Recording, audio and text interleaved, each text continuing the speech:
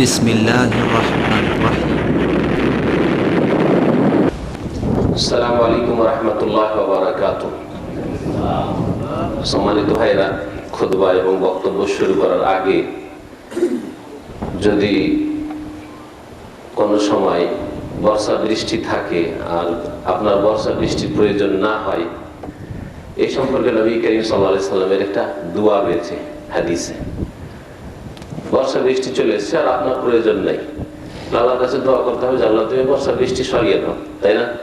বা বৃষ্টির পরিমাণ বেশি হয়ে গেছে, ঠিক তেমনই ঝড় বাতাস যদি চলে আসে, আর এই সময় ঝড় বাতাসের প্রয়োজন নেই, বরং ঝড় বাতাস আমাদের ক্ষতি, আমাদের প্রোগ্রামের হোক অন্য কোনো কিছুরই হোক।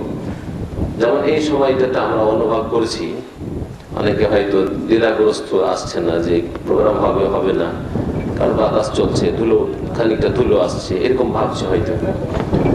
তো এই সময় আমাদের করণীয় কি? নবী করিম সাল্লাল্লাহু আলাইহি ওয়াসাল্লামের সুন্নতি দোয়া আছে, তো আল্লাহর রাস্তায় একটু দোয়া করেন আল্লাহ পাকের কাছে। বাতাস আল্লাহ পাকের হাতে, তাই না? বর্ষা বৃষ্টি ঝড় তুফান সবকিছুই আল্লাহ পাকের হাতে। আসমান জমিন পাহাড় পর্বত নদী নালা সাগর মহাসাগর সব আল্লাহ পাকের হাতে। মান বন্যা জলোচ্ছ্বাস সব আল্লাহ পাকের হাতে, ঠিক না? ইন্নামা আমরুহু ইযা আরাদা শাইআন আন ইয়াকুলা লাহু কুন ফায়াকুন। আল্লাহ পাকের কাজ হচ্ছে যদি কোনো কিছু তিনি করতে চান তাহলে বল প্রয়োগ করা লাগে না, শক্তি ক্ষয় করা লাগে না, শুধু এতটুকু লাগে আন ইয়াকুলা লাহু কুন। আল্লাহ পাক বলেন যে হয়ে যাও, এই বাতাস বন্ধ হয়ে যা, এই বৃষ্টি তুই বন্ধ হয়ে যা, এই বন্যা তুই থেমে যা, এই পানি তুই কমে যা, এই ধুলা তুই উড়িস না, কোন ফায়াকুন, তখন হয়ে যায়। এ হচ্ছে আমাদের ইয়াকিন, এ আমাদের ঈমান। এবং আলহামদুলিল্লাহ আমরা তাওহীদে বিশ্বাসী, শিরকের গন্ধ আমাদের আকীদা আমলে কথাই নেই। সুতরাং আমরা বিদআতীদের মতো এরকম মনে করি না যে ঝড় বাতাসের উপর নিয়ন্ত্রণ কোন পীর ওলি মুর্শিদের আছে, না কোনো জিন শয়তানের আছে যে জিন শয়তান হয়তো এসব করছে, না, কিচ্ছু না, ওইসব না। সব কিছুর নিয়ন্ত্রণ তাসাররুফের মালিক একমাত্র আল্লাহ পাক রব্বুল আলামিন। নবী করিম সাল্লাল্লাহু আলাইহি সাল্লাম যে দোয়াটি করতেন বা শিখিয়েছেন এই সময়ে পড়ার জন্য, যখন বৃষ্টি বর্ষার প্রয়োজন নেই, যখন বাতাস ঝড়ের প্রয়োজন নেই, আর সেই সময় চলে এসছে যেটা আপনার কাজের বা মনের বিপরীত, সেই সময় কি দোয়া করবেন কারো জানা আছে? বলুন তো দেখি। দুটা শব্দ মাত্র, লা ইলাহা ইল্লা আনতা সুবহানাকা ইন্নী কুনতু মিনাজ জালিমিন। যে কোনো বালা মুসিবত, ইউনূস আলাইহিস সালামের দোয়া, কিন্তু মাত্র দুটো শব্দ। দেখেন আমাদের শিক্ষার কত প্রয়োজন তাহলে। এটা আমি বুঝাইতে চাইছি যে শিক্ষার শেষ নাই। আমরা রাত দিন পড়ছি, তো আপনাকে কত পড়া উচিত? আমরা রাত দিন ইলম হাসিল করছি, শিখছি, তাহলে আপনাদের কত শিখা উচিত? হয় পড়ে শিখেন, হয় শুনে শিখেন। আলেমদের কথা পড়েন কিতাবে, আর না হলে আলেমদের কথা বক্তব্য শুনেন সরাসরি মজলিসে এসে, আর না হইলে যে সব মাধ্যম আছে, সিডি, ক্যাসেট, অডিও, ভিডিও, বিভিন্ন ইন্টারনেট, ইসলামিক যদি কোনো চ্যানেল থাকে, তাহলে এইভাবে দিন শেখা কিন্তু ফরজ। একটা দোয়া কত গুরুত্বপূর্ণ। আপনার বাড়ি উড়ে যাচ্ছে ঝড়ে, আর আপনার দোয়া জানা নেই, অথচ দুটা শব্দের দোয়া, তাই না? বন্যাতে বাড়ি ঘর ভেঙে পড়ে যাচ্ছে, দেয়াল বাড়ি, ফসল পানি নষ্ট হয়ে যাচ্ছে, আর আপনাদের দোয়া জানা নেই, অথচ দুটো শব্দের দোয়া। আল্লাহুম্মা, সবার জানা আছে, হে আল্লাহ, তাই না? হাওয়ালাইনা ওয়া লা আলাইনা। আল্লাহুম্মা হাওয়ালাইনা ওয়া লা আলাইনা। আল্লাহ আমাদের আশেপাশে দাও, আমাদের উপরে দিও না। আল্লাহ তুমি বাতাস দাও, বাতাসের প্রয়োজন আছে আমাদের আশেপাশে, মাঠে ঘাটে মরুভূমিতে দাও, বা যে এলাকার মানুষের বাতাসের প্রয়োজন আছে, আমাদের এখন বাতাসের প্রয়োজন নেই, আল্লাহ দিও না। আল্লাহুম্মা হাওয়ালাইনা ওয়া লা আলাইনা। আল্লাহ আমাদের বৃষ্টির এখন প্রয়োজন নেই, বর্ষা বৃষ্টি এখন দিও না আমাদের উপর, হাওয়ালাইনা আমাদের আশেপাশে দাও। এইভাবে বান বন্যা কোন এলাকাতে পানির প্রয়োজন রয়েছে, যে কোনো ক্ষেত্রে, এই সব ক্ষেত্রে এই দোয়াটি মনে রাখবেন। এবং নবী করিম সাল্লাল্লাহু আলাইহি ওয়াসাল্লামের সুন্নতি দোয়া পড়া বেশি ভালো, নিজের ভাষার দোয়ার চাইতে, নিজের বানানো দোয়ার চাইতে।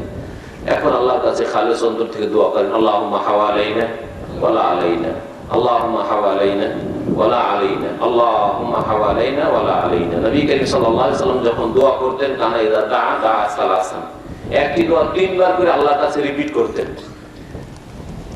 মায়ের কাছে ছেলেরা বা বাপের কাছে ছেলেরা জিদ করে, এই জিদ করে একটা কথা বারবার করে, না আমি টাকা নিব, আজকে চকলেট খাবো, আজকে জুস খাবো, বারবার জিদ করলে না দিয়ে পারে না।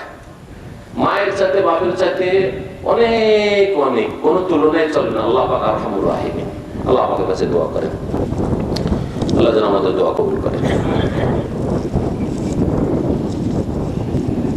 إن الحمد لله نحمده ونستعينه ونستغفره ونعوذ بالله من شرور أنفسنا ومن سيئات أعمالنا من يهده الله فلا مضل له ومن يضلله فلا هادي له وأشهد أن لا إله إلا الله وحده لا شريك له وأشهد أن محمدا عبده ورسوله صلى الله تعالى عليه وعلى آله وصحبه وسلم تسليما كثيرا يا أيها الذين آمنوا اتقوا الله حق تقاته ولا تموتن إلا وأنتم مسلمون يا أيها الناس اتقوا ربكم الذي خلقكم من نفس واحدة وخلق منها زوجها وبث منهما رجالا كثيرا ونساء واتقوا الله الذي تساءلون به والأرحام إن الله كان عليكم رقيبا يا أيها الذين آمنوا اتقوا الله وقولوا قولا سديدا يصلح لكم أعمالكم ويغفر لكم ذنوبكم ومن يطع الله ورسوله فقد فاز فوزا عظيما أما بعد فإن خير الحديث كتاب الله وخير الهدي هدي محمد صلى الله عليه وسلم شر الأمور محدثاتها وكل محدثة بدعة وكل بدعة ضلالة وكل ضلالة في النار أعوذ بالله من الشيطان الرجيم بسم الله الرحمن الرحيم يا أيها الذين آمنوا قوا أنفسكم وأهليكم نارا وقودها الناس والحجارة عليها ملائكة غلاظ شداد لا يعصون الله ما أمرهم ويفعلون ما يؤمرون। সম্মানিত ভাতৃমণ্ডলী, আল্লাহ পাক রব্বুল আলামিনের যাবতীয় প্রশংসা যে আল্লাহ পাক রব্বুল আলামিন আমাদের সৃষ্টি করেছেন এবং আমাদের যে কোনো সমস্যার সমাধান তার নাযিলকৃত শরীয়তে, দ্বীনে, কোরআন ও হাদিসে রেখেছেন। সালাত এবং সালাম নাযিল হোক প্রিয় নবী মুহাম্মদুর রাসূলুল্লাহ সাল্লাল্লাহু আলাইহি ওয়াসাল্লামের প্রতি, যিনি মানব জাতির জন্য রহমত স্বরূপ রাসূল হয়ে এসেছিলেন। মানব জাতির যিনি রহমত, তিনি মানব জাতির সমস্ত সমস্যা আর সমাধান, সমস্ত রকমের ব্যাধির, অসুখের চিকিৎসা নিয়ে এসেছিলেন। আজকের বিষয়বস্তু আমাদের ভাই শেখ মুস্তাফিজুর রহমানের কাছে শুনলেন যে বর্তমান যুগে মুসলিমদের সমস্যা এবং তার সমাধান। মুসলিম উম্মার সমস্যার কথা বলতেই সাধারণ মানুষরা আর অনেক শিক্ষিত লোকেরাও বড় বড় সমস্যার কথা চিন্তা করে, কিন্তু বড় সমস্যা যে ছোট ছোট সমস্যা অনেকগুলি জমা হয়ে গেলে তৈরি হয়, এ কথা কখনো চিন্তা করে না। আমার কথা বোঝার চেষ্টা করবেন। বড় সমস্যা হঠাৎ করে তৈরি হয় না। বড় সমস্যা সৃষ্টি হওয়ার জন্য ছোট ছোট অনেকগুলি সমস্যা প্রথম জমা হয়ে যায়। এক সমস্যা 2, 3 করতে করতে ছোট ছোট 2, 4, 10টা, 20টা, 50টা, শত শত যখন সমস্যা জন্মে যায়, তখন বড় ধরনের সমস্যা দেখা দেয়। এটা হচ্ছে পৃথিবীর বাস্তব অবস্থা। মানুষের জীবনকে কয়েকটি দিকে ভাগ করা যেতে পারে। মানুষের প্রথম জীবন হচ্ছে ব্যক্তি জীবন। ব্যক্তি জীবন, আপনি, আপনার মাথা থেকে পা পর্যন্ত এই দেহটা আপনার কাছে আমানত রাখা হয়েছে, এর মালিক কিন্তু আপনি। এই আপনার ব্যক্তি জীবনের মালিক আমিও নই, আপনার বাবাও নয়, হ্যাঁ, আপনার মাও নয়, আপনার স্ত্রীও নয়, আপনার ছেলে মেয়েরাও নয়, আপনার সরকারও নয়, হ্যাঁ, আপনার এলাকার যারা বিচার সালিশ করে সমাজপতি তারাও নয়। আপনার মাথা থেকে পা পর্যন্ত যে অঙ্গ প্রত্যঙ্গগুলি রয়েছে, এর ওপর রাজত্ব আপনার চলছে, ঠিক না? এটা হচ্ছে ব্যক্তি জীবন। ব্যক্তি জীবনের বেশ কিছু সমস্যা রয়েছে। আর একটি জীবনের নাম হচ্ছে পারিবারিক জীবন। পরিবার মানে স্বামী স্ত্রী, আর ছেলে মেয়েরা থাকলে ছেলে মেয়েরা, এই যে একটি পরিবার গঠন হয়। আরবি ভাষায় পরিবার, উসরা বা ফ্যামিলি, তার মানে হচ্ছে স্বামী স্ত্রী হইলে একটা পরিবার হয়ে যায়, আর ছেলে মেয়ে হইলে ওরাও পরিবারের সদস্য। এই পারিবারিক অবস্থা এবং পারিবারিক অবস্থায় যেসব সমস্যা দেখা যায়, এসব সমস্যার সমাধান শরীয়তে, কোরআন সুন্নাহয় রয়েছে। মানুষের ব্যক্তি জীবনের পরে যে জীবনটা, সেটা হচ্ছে পারিবারিক জীবন। পারিবারিক জীবনের মালিক, স্ত্রীর মালিক স্বামী, ছেলে মেয়েদের মালিক অভিভাবক, বাবা, ছেলে মেয়েদের বাবা।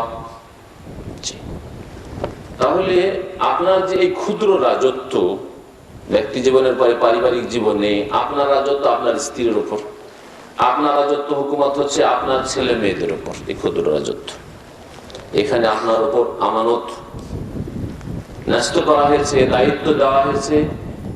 এই ক্ষেত্রে যেসব সমস্যা দেখা দিবে, সেই সব সমস্যার সমাধান আপনাকে কোরআন সুন্নাহর আলোকে খুঁজতে হবে এবং আল্লাহ প্রদত্ত সমাধান নিতে হবে। আর একটি জীবনের নাম হচ্ছে সামাজিক জীবন। পারিবারিক জীবনের পরে সমাজ তৈরি হয় কয়েকটি পরিবার নিয়ে, কয়েকটি পরিবার নিয়ে একটা সমাজ তৈরি হয়। একটা মহল্লা শহরে তৈরি হয়, গ্রামে একটা গ্রাম তৈরি হয়, একটা পাড়া তৈরি হয়। এটা হচ্ছে সামাজিক জীবন। সামাজিক জীবনে আপনি আপনার ফ্যামিলি, পাশের ফ্যামিলির সাথে কেমন চলাফেরা করবেন, আপনি গ্রামবাসীর সাথে কেমন চলাফেরা করবেন, হ্যাঁ, আপনি এলাকার লোকের সাথে কেমন চলাফেরা করবেন। হ্যাঁ, এই যে সামাজিক জীবন, এই সামাজিক জীবনে বেশ কিছু সমস্যা হতে পারে, আর সমস্ত সমস্যার সমাধান কোরআন সুন্নাহয় মওজুদ রয়েছে। কারণ আল্লাহ পাক রব্বুল দিনকে কমপ্লিট করেছেন, আল-ইয়াউমা আকমালতু লাকুম দীনাকুম, আজকে তোমাদের জন্য তোমাদের দিন, তোমাদের পূর্ণাঙ্গ জীবন বিধানকে পরিপূর্ণ করে দিলাম, কামেল কমপ্লিট করে দিলাম। জীবনের একটা দিক হচ্ছে অর্থনৈতিক জীবন। অর্থনৈতিক জীবন বুঝতেই পারছেন, অর্থনৈতিক জীবন মানে দুটো দিক ওর আছে। একটা দিক হচ্ছে উপার্জন করা, আর একটা হচ্ছে ব্যয় করা। টাকা কোন দিক থেকে এসে ঢুকলো আর টাকা কোনখানে খরচ হইলো, সহজ ভাষায় আপনাদের বোঝাবার চেষ্টা করছি। এর নাম হচ্ছে অর্থনীতি বা অর্থনৈতিক জীবন। এই অর্থনৈতিক জীবনেও বেশ কিছু সমস্যা রয়েছে। এসব সমস্যার সমাধান কোরআন সুন্নাহয় মওজুদ রয়েছে, আল্লাহ প্রদত্ত বিধানে রয়েছে, তা আপনাকে সেখান থেকে গ্রহণ করতে হবে। আর একটি জীবনের নাম হচ্ছে রাষ্ট্রনীতি, রাষ্ট্রীয় জীবন। রাষ্ট্র পরিচালনার তরিকা পদ্ধতি হচ্ছে রাজনীতি। আর রাষ্ট্রীয় জীবন মানে রাষ্ট্রীয় পর্যায়ে যেসব সমস্যা রয়েছে, সেসব সমস্যার সমাধান তাও কোরআন এবং হাদিসে আলহামদুলিল্লাহ মওজুদ রয়েছে। কারণ আমাদের দিন হচ্ছে পূর্ণাঙ্গ জীবন বিধান কোরআনে কারীমে রয়েছে, আর তার বিস্তারিত ব্যাখ্যা নবী করিম সাল্লাল্লাহু আলাইহি ওয়াসাল্লামের হাদিসে রয়েছে। নবী করিম সাল্লাল্লাহু আলাইহি ওয়াসাল্লামের সিরাত জীবনীতে রয়েছে, নবী করিম সাল্লাল্লাহু আলাইহি ওয়াসাল্লামের মক্কি জীবনে রয়েছে, নবী করিম সাল্লাল্লাহু আলাইহি ওয়াসাল্লামের মদিনার জীবনে রয়েছে।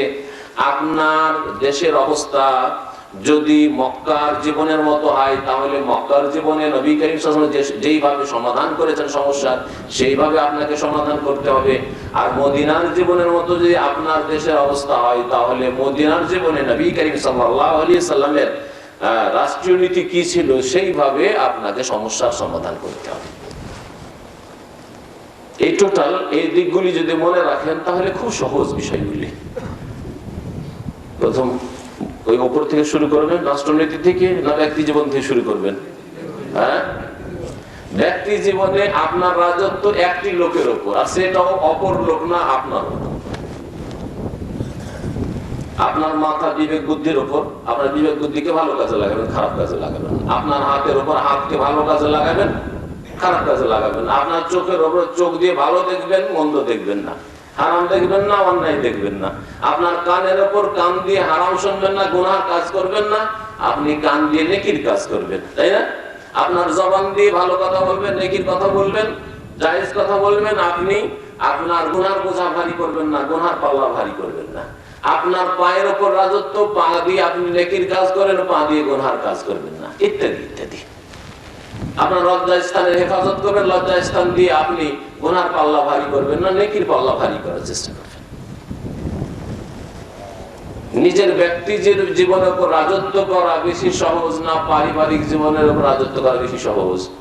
কোনটা সহজ? হ্যাঁ, ব্যক্তি জীবনের। পারিবারিক জীবনের রাজত্ব করা বেশি সহজ না একটা সমাজ চালানো বেশি সহজ? নিজের পরিবারের রাজত্ব করা বেশি সহজ একটা গ্রামকে ডিল করার চাইতে, তাই না? একটা গ্রাম একটা সমাজকে পরিচালনা করা সহজ না একটা দেশকে পরিচালনা করা সহজ? একটা সমাজ তুলনামূলক যদি রাষ্ট্রীয় ক্ষেত্রকে একদিকে রাখেন আর যদি সামাজিক ক্ষেত্রকে একদিকে রাখেন, তো একটা সমাজকে পরিচালনা করা তুলনামূলক সহজ। তাহলে আপনি এমন জায়গায় ঢুকতে যাচ্ছেন, আজকালকার অধিকাংশ মানুষের ব্রেন মগজ এমন জায়গায় ঢুকে গেছে যেখানেও কিছু করতে পারবে, সেখানে ঢুকে আছে, আর যেখানে পারবে সেখানে কিছুই করবে। এখানে আল্লাহ পাক রব্বুল আলামিন কোনখান থেকে শুরু করেছেন? হাতে ডান্ডা নাও, হ্যাঁ, লাঠি নাও, আর লাঠি দিয়ে মানুষকে পিটিয়ে সোজা করে দাও, এখান থেকে আল্লাহ শুরু করেছেন না ব্যক্তি জীবন থেকে শুরু করেছেন? নিজেকে ঠিক করে এখান থেকে শুরু করেছেন। কোনখান থেকে আল্লাহ শুরু করেছেন? ব্যক্তি জীবন থেকে আল্লাহ শুরু করেছেন। সূরা তাহরিমের আয়াত নম্বর 6 আল্লাহ পাক ইরশাদ করেছেন, ইয়া আইয়ুহাল্লাযীনা আমানু, হে মুমিনরা, কু আনফুসাকুম, নিজেকে বাঁচাও। কাকে বাঁচাও? নিজেকে বাঁচাও। আল্লাহ আগে বলেননি তোমার ছেলে মেয়েদেরকে বাঁচাও, তোমার স্ত্রীকে বাঁচাও, হ্যাঁ, তোমার বাপ মাকে বাঁচাও, হ্যাঁ, তোমার ভাই বোনদেরকে বাঁচাও, এই কথা আল্লাহ বলেননি। তোমার শ্বশুর বাড়িকে বাঁচাও, তোমার মামা বংশ নানা বংশকে বাঁচাও, তোমার দেশকে বাঁচাও, এই কথা আল্লাহ বলেননি। কু আনফুসাকুম, তোমরা নিজেকে বাঁচাও, ওয়া আহলিকুম, তোমার পরিবারকে বাঁচাও। আহলিকুম, পরিবার কাকে বললাম? স্ত্রী আর ছেলে মেয়েরা। তাহলে নিজেকে বাঁচাবার পরে কাকে বাঁচাবেন? নিজের স্ত্রী আর ছেলে মেয়েদেরকে বাঁচাবেন। কি থেকে বাঁচাবেন? আল্লাহ বলছেন নারান, জাহান্নামের আগুন থেকে বাঁচাবেন। জাহান্নামের আগুন থেকে বাঁচাবেন। গাড়ির দিকে আপনারা মন দিয়ে না, কারণ গাড়ির দিকে মন দিলে আমার কথা অর্ধেক শুনবেন অর্ধেক শুনবেন না। আর আমাদের কথা সুর না, যে সুর অর্ধেক শুনলাম অর্ধেক না শুনলাম, সুর তো ভালো লাগে শুনতে, ওই সুর টুর নেই। আমার কথা আর কথাতে আপনাদের জন্য দিক নির্দেশনা রয়েছে, হেদায়েত রয়েছে, সূক্ষ্ম কথা রয়েছে, শুনতে হবে মনোযোগ দিয়ে। তাহলে জীবনে একটা সংশোধন হবে, সমস্যার সমাধান পাবেন এবং সেই মোতাবেক জীবন যাপন করলে সত্যিকার অর্থে মুসলিম হইতে পারবেন। আল্লাহ পাক ইরশাদ করেছেন, তুমি নিজেকে রক্ষা করো, নিজের পরিবারকে রক্ষা করো। 2 নম্বরে নারান, আল্লাহ পাকের জাহান্নামের আগুন থেকে। দুনিয়ার আগুন নয়, চুলার আগুন নয়, এই গ্যাসের আগুন নয়, এই দুনিয়ার কোন জায়গার আগুন নয়। ওয়াকুদুহান নাস ওয়াল হিজারা, এমন এক জাহান্নামের আগুন থেকে বাঁচাও নিজেকে নিজের পরিবারকে, যার ইন্ধন জ্বালানি আর নাস, মানুষ। মানুষ দিয়ে জাহান্নাম জ্বলবে। দুনিয়াতে আগুন জ্বালালে কাঠ লকড়ি লাগে, তাই না? না হয় কয়লা লাগে, না হলে গ্যাস লাগে, ইত্যাদি ইত্যাদি, খড় লাগে, এগুলি লাগে, এগুলো হচ্ছে জ্বালানি। গ্যাস, পেট্রোল লাগে, ডিজেল লাগে। কিন্তু জাহান্নামের আগুন জ্বালাবার জন্য গ্যাস লাগবে না, পেট্রোল লাগবে না, লকড়ি কাঠিও লাগবে না, আর কয়লাও লাগবে না। ওয়াকুদুহান নাস, এই জাহান্নামের আগুনের ইন্ধন জ্বালানি হবে স্বয়ং মানুষ। স্বয়ং মানুষ। মানুষ পূর্বেও শাস্তিও পাবে, আর মানুষ দিয়ে ওই লকড়ি খড়ির কাজও হবে, কয়লার কাজও হবে, গ্যাসের পেট্রোলের কাজও হবে, জ্বলতে থাকবে জাহান্নাম মানুষকে নিয়ে। মানুষই তার ইন্ধন হবে। অকুত হিজারা, এবং পাথর, মানুষের পরে পাথর, পাথরও জাহান্নামের জ্বালানি বা ইন্ধন হবে। পাথর সম্পর্কে তাফসীরকারগণ বলেছেন, বিশেষ করে ওই পাথরগুলি যেই পাথরের পূজা করা হয়েছে, দেবদেবী, পাথর কেটে দেবদেবী লাত, উজ্জা, মানাত, হোবাল তৈরি করা হয়েছে, দুর্গা, সরস্বতী তৈরি করা হয়েছে, কালী তৈরি করা হয়েছে, লক্ষ্মী তৈরি করা হয়েছে। এ হচ্ছে বিদ্যার দেবী, এ হচ্ছে আপনার লক্ষ্মী দেবী, ওই রুজির দেবী। এই এসব ওই রকমই যেসব পাথর দিয়ে কবর পাকা করে মনে করা হয়েছে যে এই কবরে গেলে মনের সব আশা পুরা হয়ে যায়, রোগ ভালো হয়ে যায়, ওই কবরের পাথরগুলিকে জাহান্নামের জ্বালানি বানানো হবে। মনে রাখেন ভালো করে, পাকা কবরের অবুদোহান আসল হেজারা। আর কোন কোন তাফসীরকারগণ বলেছেন যে এমনি পাথর, এই পাথরগুলিকে, যে পাথরগুলির পূজা হয়েছে, যেই পাকা কবরের পাথরের পূজা হয়েছে, পাকা কবর সেজন্য পূজা হয়েছে, কাঁচা হলে পূজা হইতো না কখন। আপনার গ্রামে হাজার হাজার কবর আছে, কেউ যায় না ওখানে পূজা করতে, কেউ যায় না ওখানে সিজদা করতে, কেউ যায় না ওখানে ছেলে মেয়ে চাইতে, তাই না? কেউ যায় না ওখানে যে রোগ ভালো হবে। আপনার বাপের, নিজের বাপের কবর কাছে যান, নিজের মায়ের কবর সম্পর্কে বিশ্বাস রাখেন না যে মায়ের কবর কাছে গেলে মনের আশা পূরণ হবে, আমার ছেলেটা ভালো হয়ে যাবে। কিন্তু ওই পীর বাবার কবর কাছে গিয়ে যে পাকা হয়ে আছে, সাজানো আছে, চাদর চড়ানো আছে, গম্বুজ তৈরি করা, ঘর তৈরি করা আছে কবরের ওপর, ওই কবরের পাথরের সম্পর্কে আপনার এই ধারণা, বরং ওই কবরের গজার মাছ সম্পর্কে গজার মাছ আপনার উদ্ধার করতে পারে, আছে না নেই? ওই কবরের আশেপাশে যদি হাউজে কচ্ছপ থাকে তো কচ্ছপেরও পূজা হচ্ছে না, হয় না? জানেন না কচ্ছপের পূজা? এক বছর এক গজার মাছ মেরে গেল, সিলেটে গজার মাছের জানাজাও হইল। হ্যাঁ, গজার মাছ থেকে তারপর হাসিল করে, গজার মাছে একবারে ময়লা আবর্জনা ভর্তি আছে, এগুলিকে আল্লাহ জ্বালাবে। এই গজার মাছকে জ্বালানো হবে, পূজা করা হয়েছে কি জন্য? শাস্তি দেওয়ার জন্য গজার মাছকে নাই, দেখাবার জন্য এই মুশরিক গুলিকে যে তোদের গজার মাছও জ্বলছে, তোদের মাজারের পাথরও জ্বলছে, তোদের দেব দেবী যে পাথর কেটে তৈরি করিস, মাটি দিয়ে তৈরি করেছে, সেগুলি জ্বলছে। দেখ,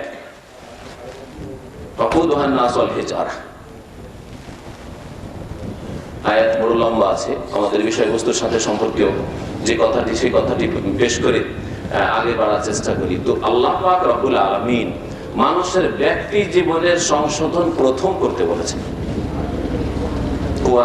নিজেকে রক্ষা করা। আপনি নিজেকে যেমন ভাবে চালাতে চাইবেন তেমন ভাবে চালাতে পারবেন না? পারবেন না? ধর্মের ক্ষেত্রে অনেকে বলতে পারেন যে হুজুর পারি না, কিছু বেনামাজি আছে, কিছু আধা নামাজি আছে, হুজুর দোয়া করবেন, অনেক চেষ্টা করছি কিন্তু পারি না। কেউ পারেন না, আপনার চেয়ে দুর্বল আমি পারছি, আপনি পারবেন না মানে? অবশ্যই পারবেন, কিন্তু মনে শয়তানি ঢোকা আছে, মুখে বলছেন আসলে পারি, করেন না কাজ। কালকে এক ভাই বলছে, আল্লাহ পাক যেন সবাইকে হেদায়েত করেন, বলছে আমার এই দাড়ি রাখতে কোনো বাধা নেই। কালকে একটা বক্তব্য করেছি, তারপরে এসব আসলে কানে কানে বলছে দাড়ি রাখতে কোনো বাধা নেই, না স্ত্রী বাধা দিচ্ছে, না অন্য কোনো বাধা, মানে অনেক সময় কোম্পানির পক্ষ থেকে অনেক জরুরি হয়, বাধা সৃষ্টি হয়, বস ম্যানেজার রাখতে দিতে চাই না, ওইসব কোনো বাধা নেই। কয়েকবার চেষ্টা করলাম, প্রায় চেষ্টা করি রাখবো, কিন্তু রাখতে পারি না। যুক্তিসঙ্গত কথা, আপনি সেলুনে যাবেন না? যাবোই না। সেলুন ওয়ালাকে বলে যার কাছে নিয়মিত যায় যে আমার চুল কাটবি, কিন্তু এইদিকে খবরদার হাত দিবি না, এই কথাটা বলো তো হয় না? তাহলে কোথায় করবো চেষ্টা? আপনার আপনি চেষ্টা করেন না, বলছে ভাই হয় না, পারি না, এটা কথা হইলো নাকি? মাথা থেকে পা পর্যন্ত যে আপনার ব্যক্তি জীবন, এর উপর ফুল রাজত্ব আপনার আছে। ধর্মের ক্ষেত্রে কিছু লোক বলে পারি না, হুজুর দোয়া করবেন, ফজর উঠতে পারি না। অবশ্যই পারবেন, আপনার দেহের উপর রাজত্ব আপনার, কিন্তু আপনি চেষ্টা করেন না, মিথ্যা কথা বলছেন আপনি। দুনিয়ার ক্ষেত্রে ঠিকই পাচ্ছেন, দুনিয়ার মিসাল, দুনিয়ার উদাহরণ না দিলে বুঝবেন না। দুনিয়ার ক্ষেত্রে শরীর রক্ষা করার জন্য খুব পারছেন। যে সুগারের রোগী হয়ে গেছেন, চিনি ছেড়ে দিয়েছেন, বিনা চিনি চা খাচ্ছেন, পারছেন না? পারবো করতে। যার প্রেশার হয়ে গেছে, লবণ ছেড়ে দিয়েছেন, খাসি গরুর গোস্ত ছেড়ে দিয়েছেন, ছেড়েছেন না? ছাড়েন নাই? হ্যাঁ, এই রকমের যেসব রোগে, যেসব খাবার ক্ষতি করে, রোগ যদি ধরে নাই তাহলে খাওয়ার বন্ধ। এমন হলো কিডনি ফেলেছে আমার কাছে গত কয়েক মাস আগে, কিডনি ফেলে সে এসছে, বলছে যে আমাকে সবকিছুই কিডনি বদলে এসছে, সবকিছু নিষেধ, শুধু সবজি তাও পানিতে সিদ্ধ করে কিছুই দিতে হবে না, তাতে কোনো মশলা চলবে না। এইভাবেও জীবন যাপন করতে পারছে। দুনিয়ার ক্ষেত্রে সব করতে পারছেন। আপনার মাথা থেকে পা পর্যন্ত এর উপর রাজত্ব দুনিয়ার ক্ষেত্রে করতে পারছেন, কিন্তু যখনই দিনের ক্ষেত্র আসছে, যখনই আখিরাতের কথা আসছে, যখনই নামাজের কথা আসছে, যখনই সততার কথা আসছে, যখন পরেশগারির কথা আসছে, যখন হারাম থেকে বাঁচার কথা আসছে, তখন বলছেন হুজুর পারি না। লোভ সামলাতে পারি না। হারাম রিজিক থেকে বেঁচে থাকা, আপনি ব্যক্তি জীবনে আয় উপার্জন করছেন হারাম, আপনাকে কেউ চাপ সৃষ্টি করে করাই না, আমি করব না, কারণ এর উপর পুরো কন্ট্রোল আমার আছে। কে আপনাকে বাধা দেবে যে খবরদার করতে হবে তোমাকে হারাম ইনকাম? আছে কেউ? কেউ নেই। আর সবচেয়ে বেশি সমস্যা আমাদের ব্যক্তি জীবনে, আর ব্যক্তি জীবনে আমাদের সমস্যা এই জন্য সমস্ত স্তরে সমস্যা। মনে রাখবেন ভালো করে, যে যতগুলি সমস্যা ফিল করছেন অন্য অন্য জীবনে, পারিবারিক জীবনে সমস্যা, আপনার স্ত্রীর সাথে আপনার মিলে না, মহব্বত হয় না, সে আপনাকে ভালোবাসে না, আর কারোর সাথে গোপনে গোপনে টেলিফোন করে, আপনার ছেলে মেয়েরা অবাধ্য না ফারমান, আপনার বাপ মার সাথে আপনার মিলে না, অ্যাডজাস্ট হয় না, মনোমালিন্য, আপনার ভাইদের সাথে মনোমালিন্য, আপনার সমাজের সাথে আপনার মন মিলে না, সমাজের সাথে ওই ঝগড়া বিবাদ লেগেই থাকে। অর্থনীতিতে সমস্যা, টাকা অনেক ইনকাম হয় কিন্তু বাঁচাতে পারেন না, বালা মুসিবত আছে, সব টাকা কোথায় গেল বুঝি পারেন না। শোনেন আমার কথাগুলি, যতগুলি এইরকম সমস্যা আছে, আয় উপার্জন করতে গিয়ে অনেক চেষ্টা করছেন, হাত পা মারছেন, কিন্তু রুজিতে বরকত হয় না। রাষ্ট্রীয় পর্যায়ে জুলম, অত্যাচারের শিকার, শোষণ, স্বজনপ্রীতি, যত কিছু দুনিয়াতে হচ্ছে, ওয়ামা আসাবাকুম মিন মুসিবাতিন ফাবিমা কাসাবাত আইদিকুম ওয়া ইয়াফু আন কাসীর। আল্লাহ বলেন তোমাদের উপর যে কোনো মুসিবত আসছে, ওয়ামা আসাবাকুম মিন মুসিবাতিন, যে কোনো মুসিবত, ব্যক্তি জীবনে মুসিবত, শরীর স্বাস্থ্য ভালো থাকে না, মন মেজাজ ভালো থাকে না, টেনশন, শয়তানি ওয়াসওয়াসা, ব্যক্তি জীবনে যে কোনো রকমের মুসিবত হোক না কেন, সমস্যা হোক না কেন, পারিবারিক জীবনে স্ত্রীর সাথে এত কিছু দিচ্ছেন স্ত্রীকে, তারপর আপনি ভালোবাসা কেমন করছেন, ছেলে মেয়েরা কত লালন পালন আদর যত্নে করলেন, একটি ছেলে মানুষের মতো মানুষ হইতে চায় না, পড়া ছেড়ে দিয়ে বসে আছে, পাঠাইছেন স্কুলের রাস্তা থেকে বসে আছে, এদিকে এসছেন ভালো করে বুঝিয়ে এসছেন, ভালো স্কুলে ভর্তি করে এসছেন, পালিয়ে চলে এসছেন। আমাদের এক বন্ধু আছে, মাসে 10,000 টাকা একটা ছেলের পিছনে খরচ করে, ঢাকায় ভর্তি করলো, পয়সাওয়ালা মানুষ, 3 মাস পর পর দেশে যায়, অনেক পয়সার মালিক, দেশে যায়, ভর্তি করে আসলো, ভর্তি করেছে 1 সপ্তাহ হয়েছে, পালিয়ে গেছে বাড়ি, পড়াই ছেড়ে দিয়েছে। কোন মতে কোন স্কুল এলাকায় রাখতে পারলো না, এলাকা থেকে দূরেও রাখতে পারলো না, কত ভালো ভালো স্কুল ইসলামিক স্কুলে ভর্তি করলো, কোথাও রাখতে পারলো না, শেষে এখন চিন্তা করতে বাধ্য যে ওকে একটা কোনো হাতের কাজটা শিখে বিদেশ নিয়ে আসতো। এই মুসিবত কেন আপনার জীবনে? আপনার ছেলে কেন ভালো মানুষ হয় না? আরে দুনিয়ার ক্ষেত্রেও ভালো হইলো না, নামাজি তো হইলই না, ধার্মিক তো হইলই না, কিন্তু দুনিয়ার ক্ষেত্রে কিছু শিক্ষা দীক্ষা করে ডাক্তার ইঞ্জিনিয়ার হইলো, তাও সে আশাও করা হইলো না। জানো, ওমা আসাবাকুম মিন মুসিবাতিন, তোমাদের উপর যে কোনো মুসিবত আসুক না কেন, অর্থের ক্ষেত্রে মুসিবত, পারিবারিক ক্ষেত্রে মুসিবত, সামাজিক ক্ষেত্রে হুমকি হয়ে দাঁড়িয়েছে, কেউ হুমকি দিয়েছে মারবো, বেটাকে দেখবো,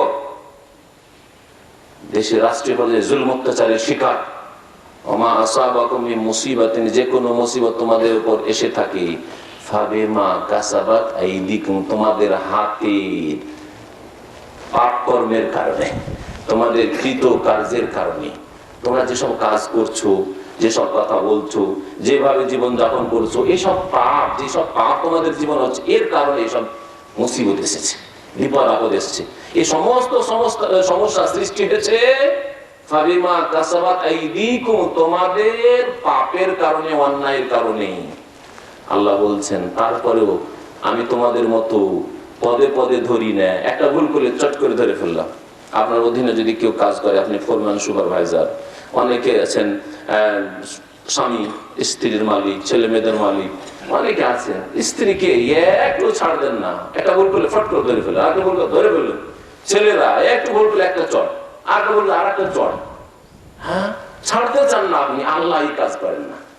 আল্লাহ আরহামুর রাহিম বলছে ওয়া ইয়াফু আন কাসীর, আল্লাহ মাফ করেন, বহু মাফ করেন। কাসীর, কাসীর মানে কি? আল্লাহ অনেক মাফ করেন, হাজার হাজার ভুল ভ্রান্তি মাফ করে মাঝে মাঝে ধাক্কা দেন, যাতে মক্কার দিকে পৌঁছতে পারেন, মানে সৎ জীবন যাপন করতে পারেন, ভালো মানুষ হতে পারেন।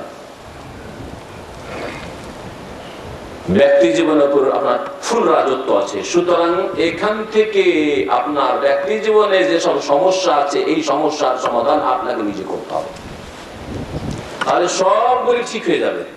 আপনাকে এর একটা সহজ উদাহরণ দিই, কোরআন হাদিস উল্লেখ করার সাথে সাথে।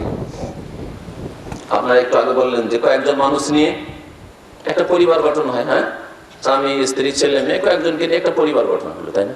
তো যদি এই কয়েকজন মানুষ ঠিক হয়ে যায়, এক পরিবার মানুষ ঠিক হয়ে গেল, আমি আমার পরিবার ঠিক করলাম, আমাদের মোস্তফিজ ভাই তার পরিবার ঠিক করলেন, আমরা একই গ্রামে বাস করি, আপনারা আপনাদের পরিবারগুলো ঠিক করলেন, আপনারা আমাদের আশেপাশে বাস করেন, দেশে গ্রামে এলাকায় ডিস্ট্রিক্টে যেখানে বাস করেন। এইভাবে যদি প্রত্যেকে নিজেকে ঠিক করে নেয়, তার স্ত্রী নিজেকে ঠিক করে নেয়, তার ছেলেমেয়েরা নিজেকে ব্যক্তি জীবনটা ঠিক করে নেয়, তাহলে পারিবারিক জীবন ঠিক হয়ে যাবে। একটা পরিবার যখন ঠিক হবে, সবাই নিজ নিজ পরিবারকে ঠিক করেন, এখন সবাই নিজের পরিবারকে মুসলিম বানিয়ে নিল, মুসলিম হয়ে গেল।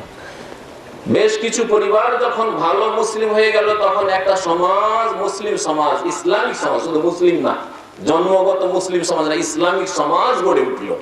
যখন বেশ কিছু ইসলামিক সমাজ গড়ে উঠলো, তখন একটা ডিস্ট্রিক্ট, ইসলামিক ডিস্ট্রিক্ট তৈরি হলো। বেশ কিছু ডিস্ট্রিক্ট যখন এইরকম ইসলামিক ডিস্ট্রিক্ট তৈরি হলো, তখন একটা ইসলামিক স্টেট তৈরি হলো।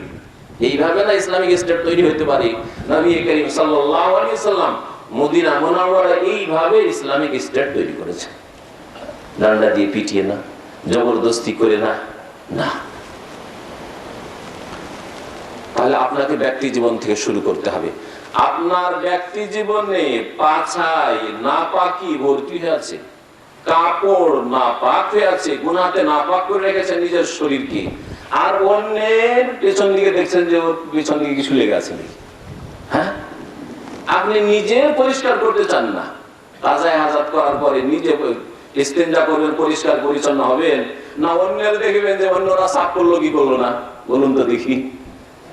সুতরাং আপনি অমুক এইরকম, অমুক খারাপ, অমুক খারাপ, এক ধরনের আলেম সমাজ খারাপ হচ্ছে, আরেকজন হচ্ছে নেতারা হচ্ছে খারাপ, আরেকজন বলছে যে এই সমাজের যত পুঁজিপতি আছে এরা খারাপ, আর আপনি কি?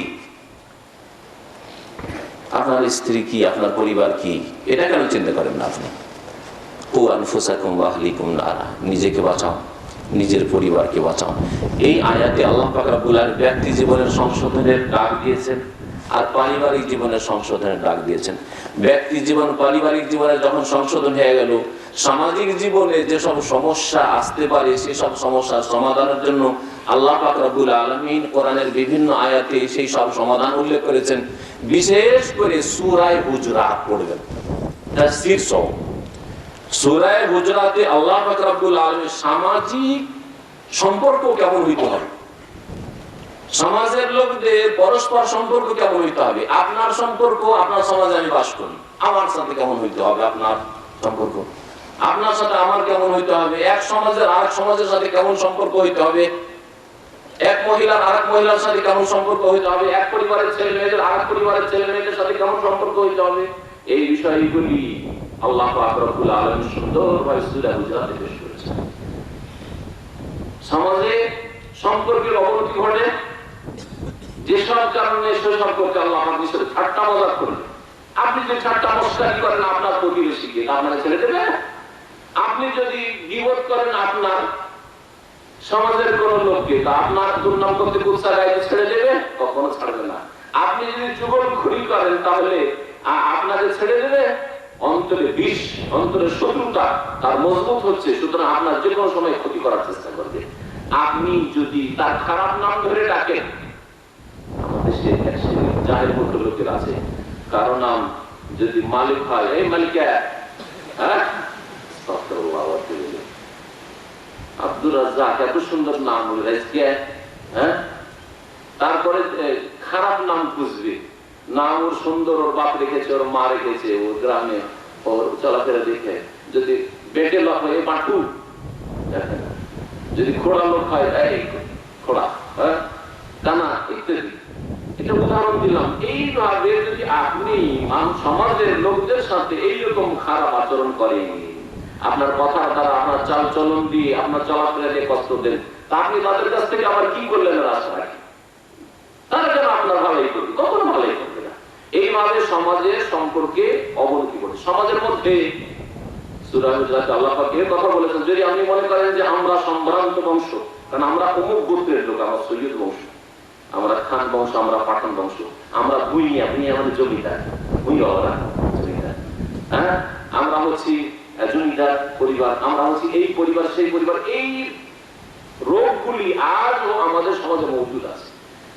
আর গ্রামের গরিবগুলিকে আপনি মনে করেন আমাদের ওই আমরা যখন জমিদার ছিলাম, এর বাচ্চাচারা বাপদাদারা আমাদের চাকর নকর ছিল, এসব কথাবার্তা আমাকে পর্যন্ত অনেকে বলেছে। আমাদের গ্রামে যারা চাকর নকর ছিল আমাদের, ওদের বাপদাদারা আজকে ওরাই বেশি ধনী আর আমরা গরিব। তো এই যে আপনার মন মানসিকতা, সেও মুসলিম আপনি মুসলিম, হতে পারে আপনার পরিবার আপনার চাইতে ওরা নামাজি বেশি, কিন্তু বংশীয় শ্রেষ্ঠত্বের জন্য এখনো আপনার মধ্যে অহংকার মজুদ আছে। তাহলে যাদেরকে আপনি ছোট মনে করবেন, তাদের থেকে আপনি কি মহব্বতের আশা রাখেন, কিসের মহব্বতের আশা রাখেন? আপনার গ্রামে যেসব গরিবরা রয়েছে, গরিবদের হক রয়েছে আপনার উপর, আপনার আল্লাহ আপনাকে সচ্ছল করেছেন, সুখী করেছেন, আপনি বিদেশ থেকে সফর করে দেশে যাচ্ছেন, ওই গরিবরা জীবনে সৌদি আরব আসতে পারেন না, একটা জায়গা মাঝে নিয়ে যাওয়ার তৌফিক হয় না, একটা টুপি নিয়ে যাওয়ার তৌফিক হয় না, দুটো তিনটে খেজুর খাওয়ার তৌফিক হয় না। না না, ওই গরিবগুলোকে খাওয়াই লাভ নেই। ওই ধনী ধনী তেলের মাথায় তেল ঢালা, ওই ধনীদেরকে আপনি জমজম দিবেন, ধনীদেরকে আপনি খেজুর দেবেন, ধনীদেরকে জায়নামাজ মোসাল্লা দিবেন, ধনীদেরকে আপনি টুপি দেবেন, ইত্যাদি। আদিয়া তো ধনীদের জন্য। তাহলে ওই গরিব লোকেরা আপনার কি করে হিতাকাঙ্ক্ষী হবে সমাজে, চিন্তা করেছেন? আপনাদের গ্রামের গরিব আছে, আমাদের গরিব আছে, এই গরিব লোকেরা আপনি পয়সাওয়ালা মানুষ, আপনার যাকাতের আশা রাখে, আপনার সাদকা খেরাতের আশা রাখে, রমজান মাস আসলে আশা রাখে যে পয়সা আমাদের মহাজন সাহেব কিছু আমাদের দান খেরাত করবে, বড় আশা নিয়ে বসে আছে, অভাব আছে কাপড় চোপড় দিবে, ঘর বাড়ি পড়ে গেছে কিছু হেল্প করবে ঘর বাড়ি করার জন্য, ইত্যাদি বড় আশা নিয়ে বসে আছে। আপনি বকির কৃপণ, তাহলে আপনার হিতাকাঙ্ক্ষী দরদি কি করে হবে? বরং এর বিপরীত। আর এটা তিক্ত অভিজ্ঞতা আমাদের দেশে এইসব ঘটে থাকে। গ্রামে যদি ওই ধনীর বাড়ি ডাকাতি হয়, ধনীর বাড়ি চুরি হয়, তাহলে গ্রামের গরিব করে বলে ঠিক হয়েছে, ভালো হয়েছে ব্যাপারটা, কারণ আমরা কি খাওয়াই না, চোর টাকা খেয়েছে, ভালো বলে না। সমাজের সম্পর্ক অনেক কি হয় না, আপনার বকিল করার জন্য, আপনার কৃপণতার জন্য, আপনার ওই জাকাত না দেওয়ার জন্য, আপনার খারাপ আচরণের জন্য, আপনার অহংকারের জন্য, আপনি নিজেকে বড় মনে করছেন, ওদেরকে ছোট মনে করে দেখছেন। আমাদের গ্রামে বিবাহ শাদী হয়, বিবাহ শাদীতে পয়সাওয়ালাদেরকে যারা আমন্ত্রিত, যাদেরকে নিমন্ত্রণ করেছে দাওয়াত দিয়েছেন, ওরাকে চেয়ার টেবিলে বসিয়ে একবারে মাশাআল্লাহ স্পেশাল প্লেট দিয়ে খাওয়াবে। আর গ্রামের গরিবগুলিকে কলা পাতায় না হয় রুটি পাতা পাওয়া যায়, আর খড় কুয়াল বিছিয়ে দিয়েছে, হ্যাঁ, নিচে মাটিতে ঘাসে বসিয়ে দিয়েছে, খাওয়াচ্ছে। করেন না? করেন না? ওই গরিবগুলো আপনার বাড়ি খেয়েও কি দোয়া করবে? বলবে যে হারামি শয়তান। হ্যাঁ, এই পয়সাওয়ালাদেরকে ও চেয়ার টেবিলে খাওয়ায়, স্পেশাল খাবার খাওয়ায়, আর আমাদেরকে ফুটপাতে খাওয়ায়, মাটিতে বসিয়ে খাওয়ায়। কখন আপনার দরদি হবে না? সমস্যা তো আপনারা সৃষ্টি করে রেখেছেন। তাহলে সামাজিক সমস্যার সমাধান করার জন্য চিন্তা করতে বলছি, কেমন করে সমাধান হবে।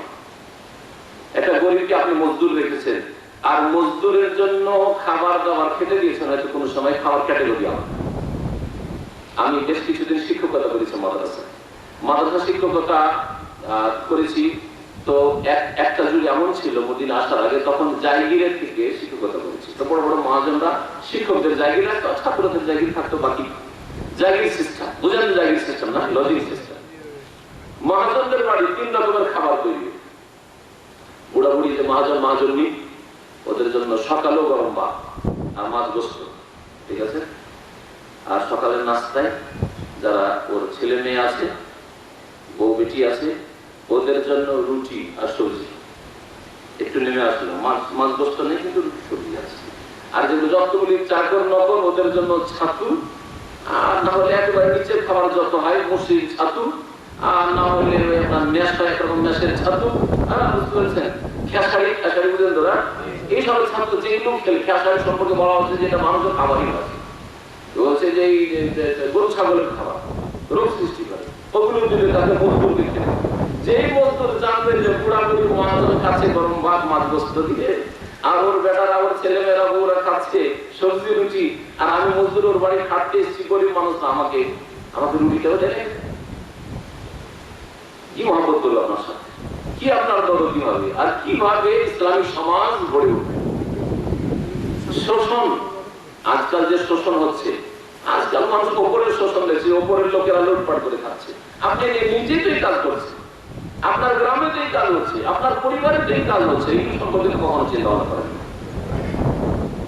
সম্মানিত মন্ডলী, তাহলে আপনার ফুল রাজত্ব আছে আপনার নিজের উপর। নিজের সমস্যার সমাধান আগে আপনাকে করতে হবে, অর্থাৎ আপনাকে ফুল মুসলিম হওয়ার চেষ্টা করতে হবে। ইসলামে পূর্ণাঙ্গ রূপে তুমি প্রবেশ করো, তোমার ব্যক্তি জীবনটাকে মুসলিম করো। ব্যক্তি জীবনে মুসলিম হওয়ার জন্য প্রথম 5 ওয়াক্ত নামাজ পড়তে হবে, সওম সালাতের পাবন্দ হতে হবে। 5 ওয়াক্ত নামাজ পড়ে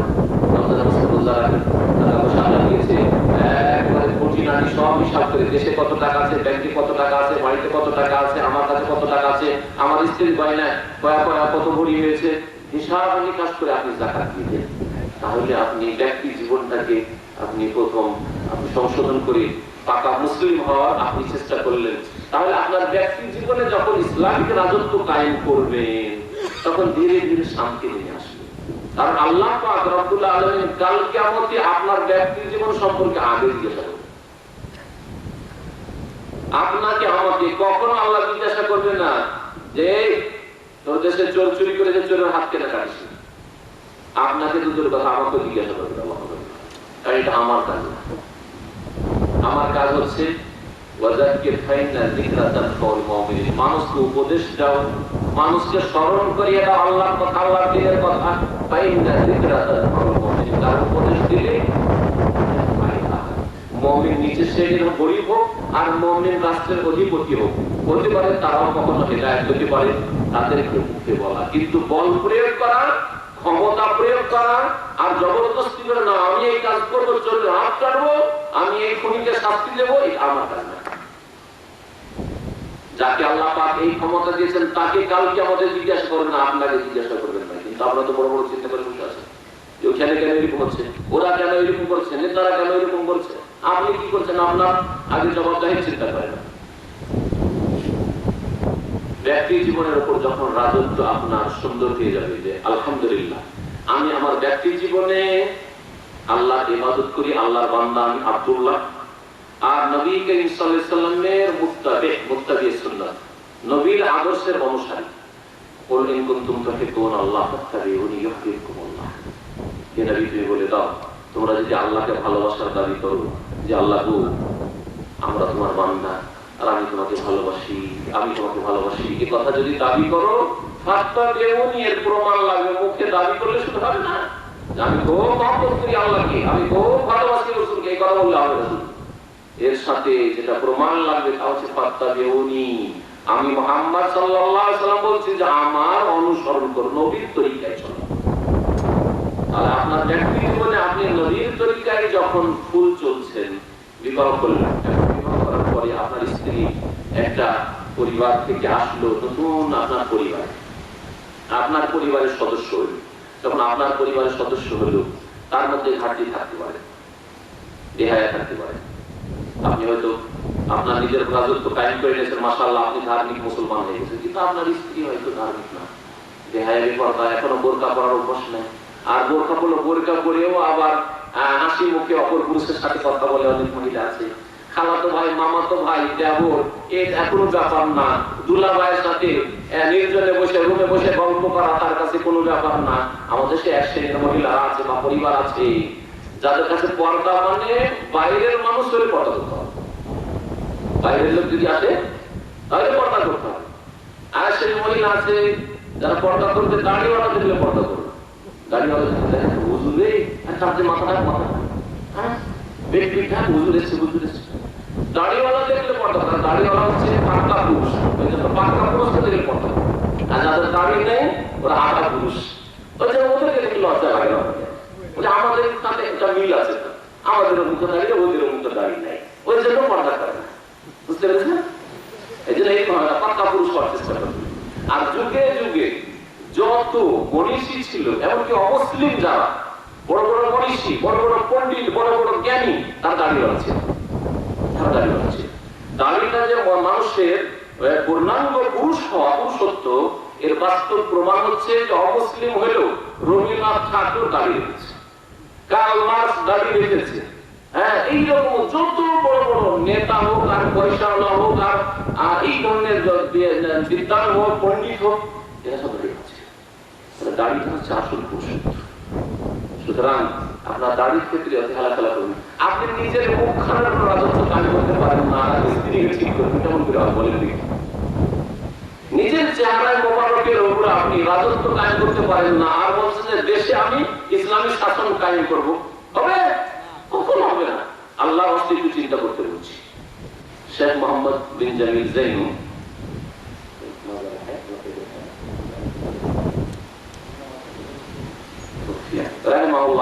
তার কিতাব মক্কাতুল মুকাররমায় এক বড় শেখ ছিলেন, তার একটি কিতাব আরবিতে ছিল 200 পৃষ্ঠার বেশি। তো ওটা আমি অনুবাদ করেছিলাম অনেক আগে, 20 বছর আগে প্রায়। ইসলামী জীবন পদ্ধতি বিভিন্ন ইসলামিক সেন্টার পাওয়া যাবে। উনি সিরিয়ার লোক ছিলেন, আলহামদুলিল্লাহ। প্রথম দিকে তো সুফি বিদাতি ছিলেন, আল্লাহ পাক তাকে হিদায়াত করে মাশাআল্লাহ সহিহ আকীদা সালাফি আকীদা সহিহ আকীদা গ্রহণ করেছিলেন। তিনি লিখেছেন তার কিতাবে যে আকিমু দাওলাতুল ইসলাম ফি কুলুবিকুম তুকাম লাকুম ফি আরদিকুম।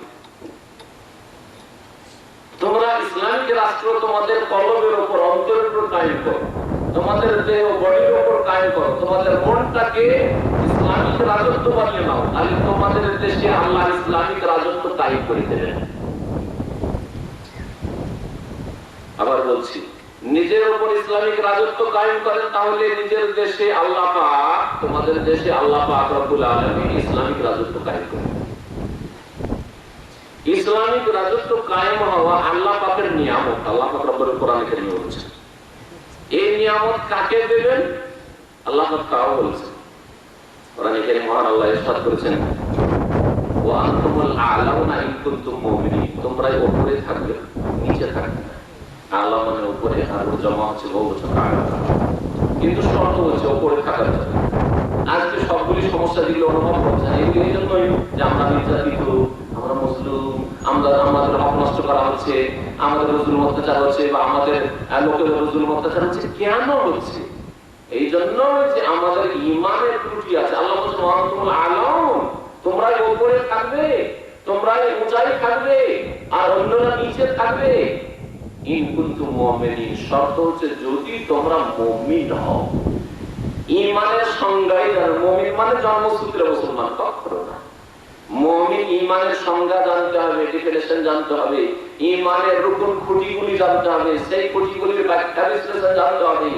ঈমান কি করে প্রতিষ্ঠিত হয় মানুষের অন্তরে, মানুষের দেহের উপর, মানুষের কথায়, মানুষের ইবাদত বন্দেগীতে, তা জানতে হবে। কিন্তু মুমিন, সত্যিকার অর্থে যদি মুমিন হয়ে যাও, তাহলে তোমরা উপরে থাকবে, অন্যরা তোমাদের অধীনে থাকবে।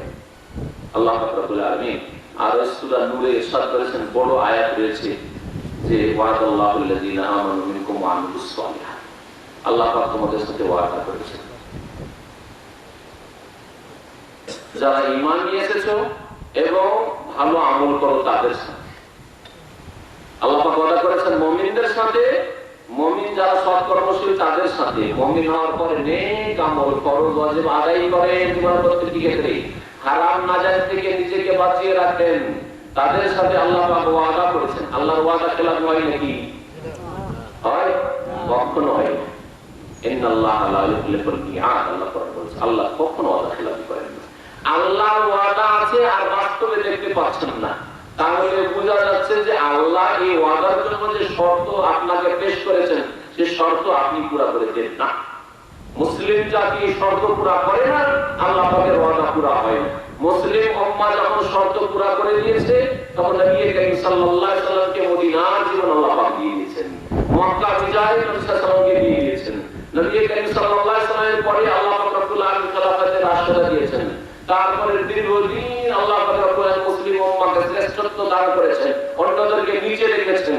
তারপরে আল্লাহ পাক রব্বুল আলামিন দেশের প্রেক্ষাপটে ভারত উপমহাদেশে এখনো সিংহভাগ হিন্দু ও মুসলিম, আর তখনো মুঘল আমলে 800 বছর ধরে শের শাহের আমলে, আর মুঘল সমস্ত বাদশাদের আমলে, বাদশা আলমগীরের আমলে, বাবরের আমলে, সমস্ত যে মুসলিম আমলগুলি ছিল সেই যুগে 1 বছর, 2 বছর, 50 বছর, 100 বছর নাই, 800 বছর ধরে আল্লাহ পাক রব্বুল আলামিন ওয়াদা পুরা করে দেখিয়েছেন ভারতের মুসলমানদেরকে যে তোমরা শতকরা 20টা মাত্র, আর 80টাই হচ্ছে অমুসলিম, তারপর তোমাদেরকে উপরে করে দিয়েছি আর এদেরকে নিচে করে দিয়েছি। আল্লাহ দেখেছেন না দেখার নেই?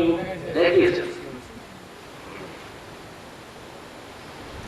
আল্লাহুল্লাযী আমানা মিনকুম ওয়া আমিলুস সালিহাত, কি ওয়াদা করেছেন? লা ইস্তাখলাফান্নাহুম ফিল আরদ, আল্লাহ পাক তাদেরকে অবশ্যই খেলাফত দান করবেন, নেতৃত্ব দান করবেন, সম্মানিত করবেন।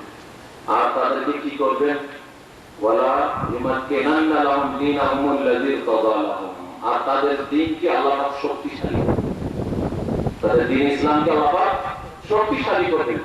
আজকে মুসলিম ইসলাম নিয়ে যখন সারা দুনিয়াতে ঘোরাফেরা করে, এক দেশ থেকে এক দেশে যায়, নিজেকে খুব দুর্বল মনে করে।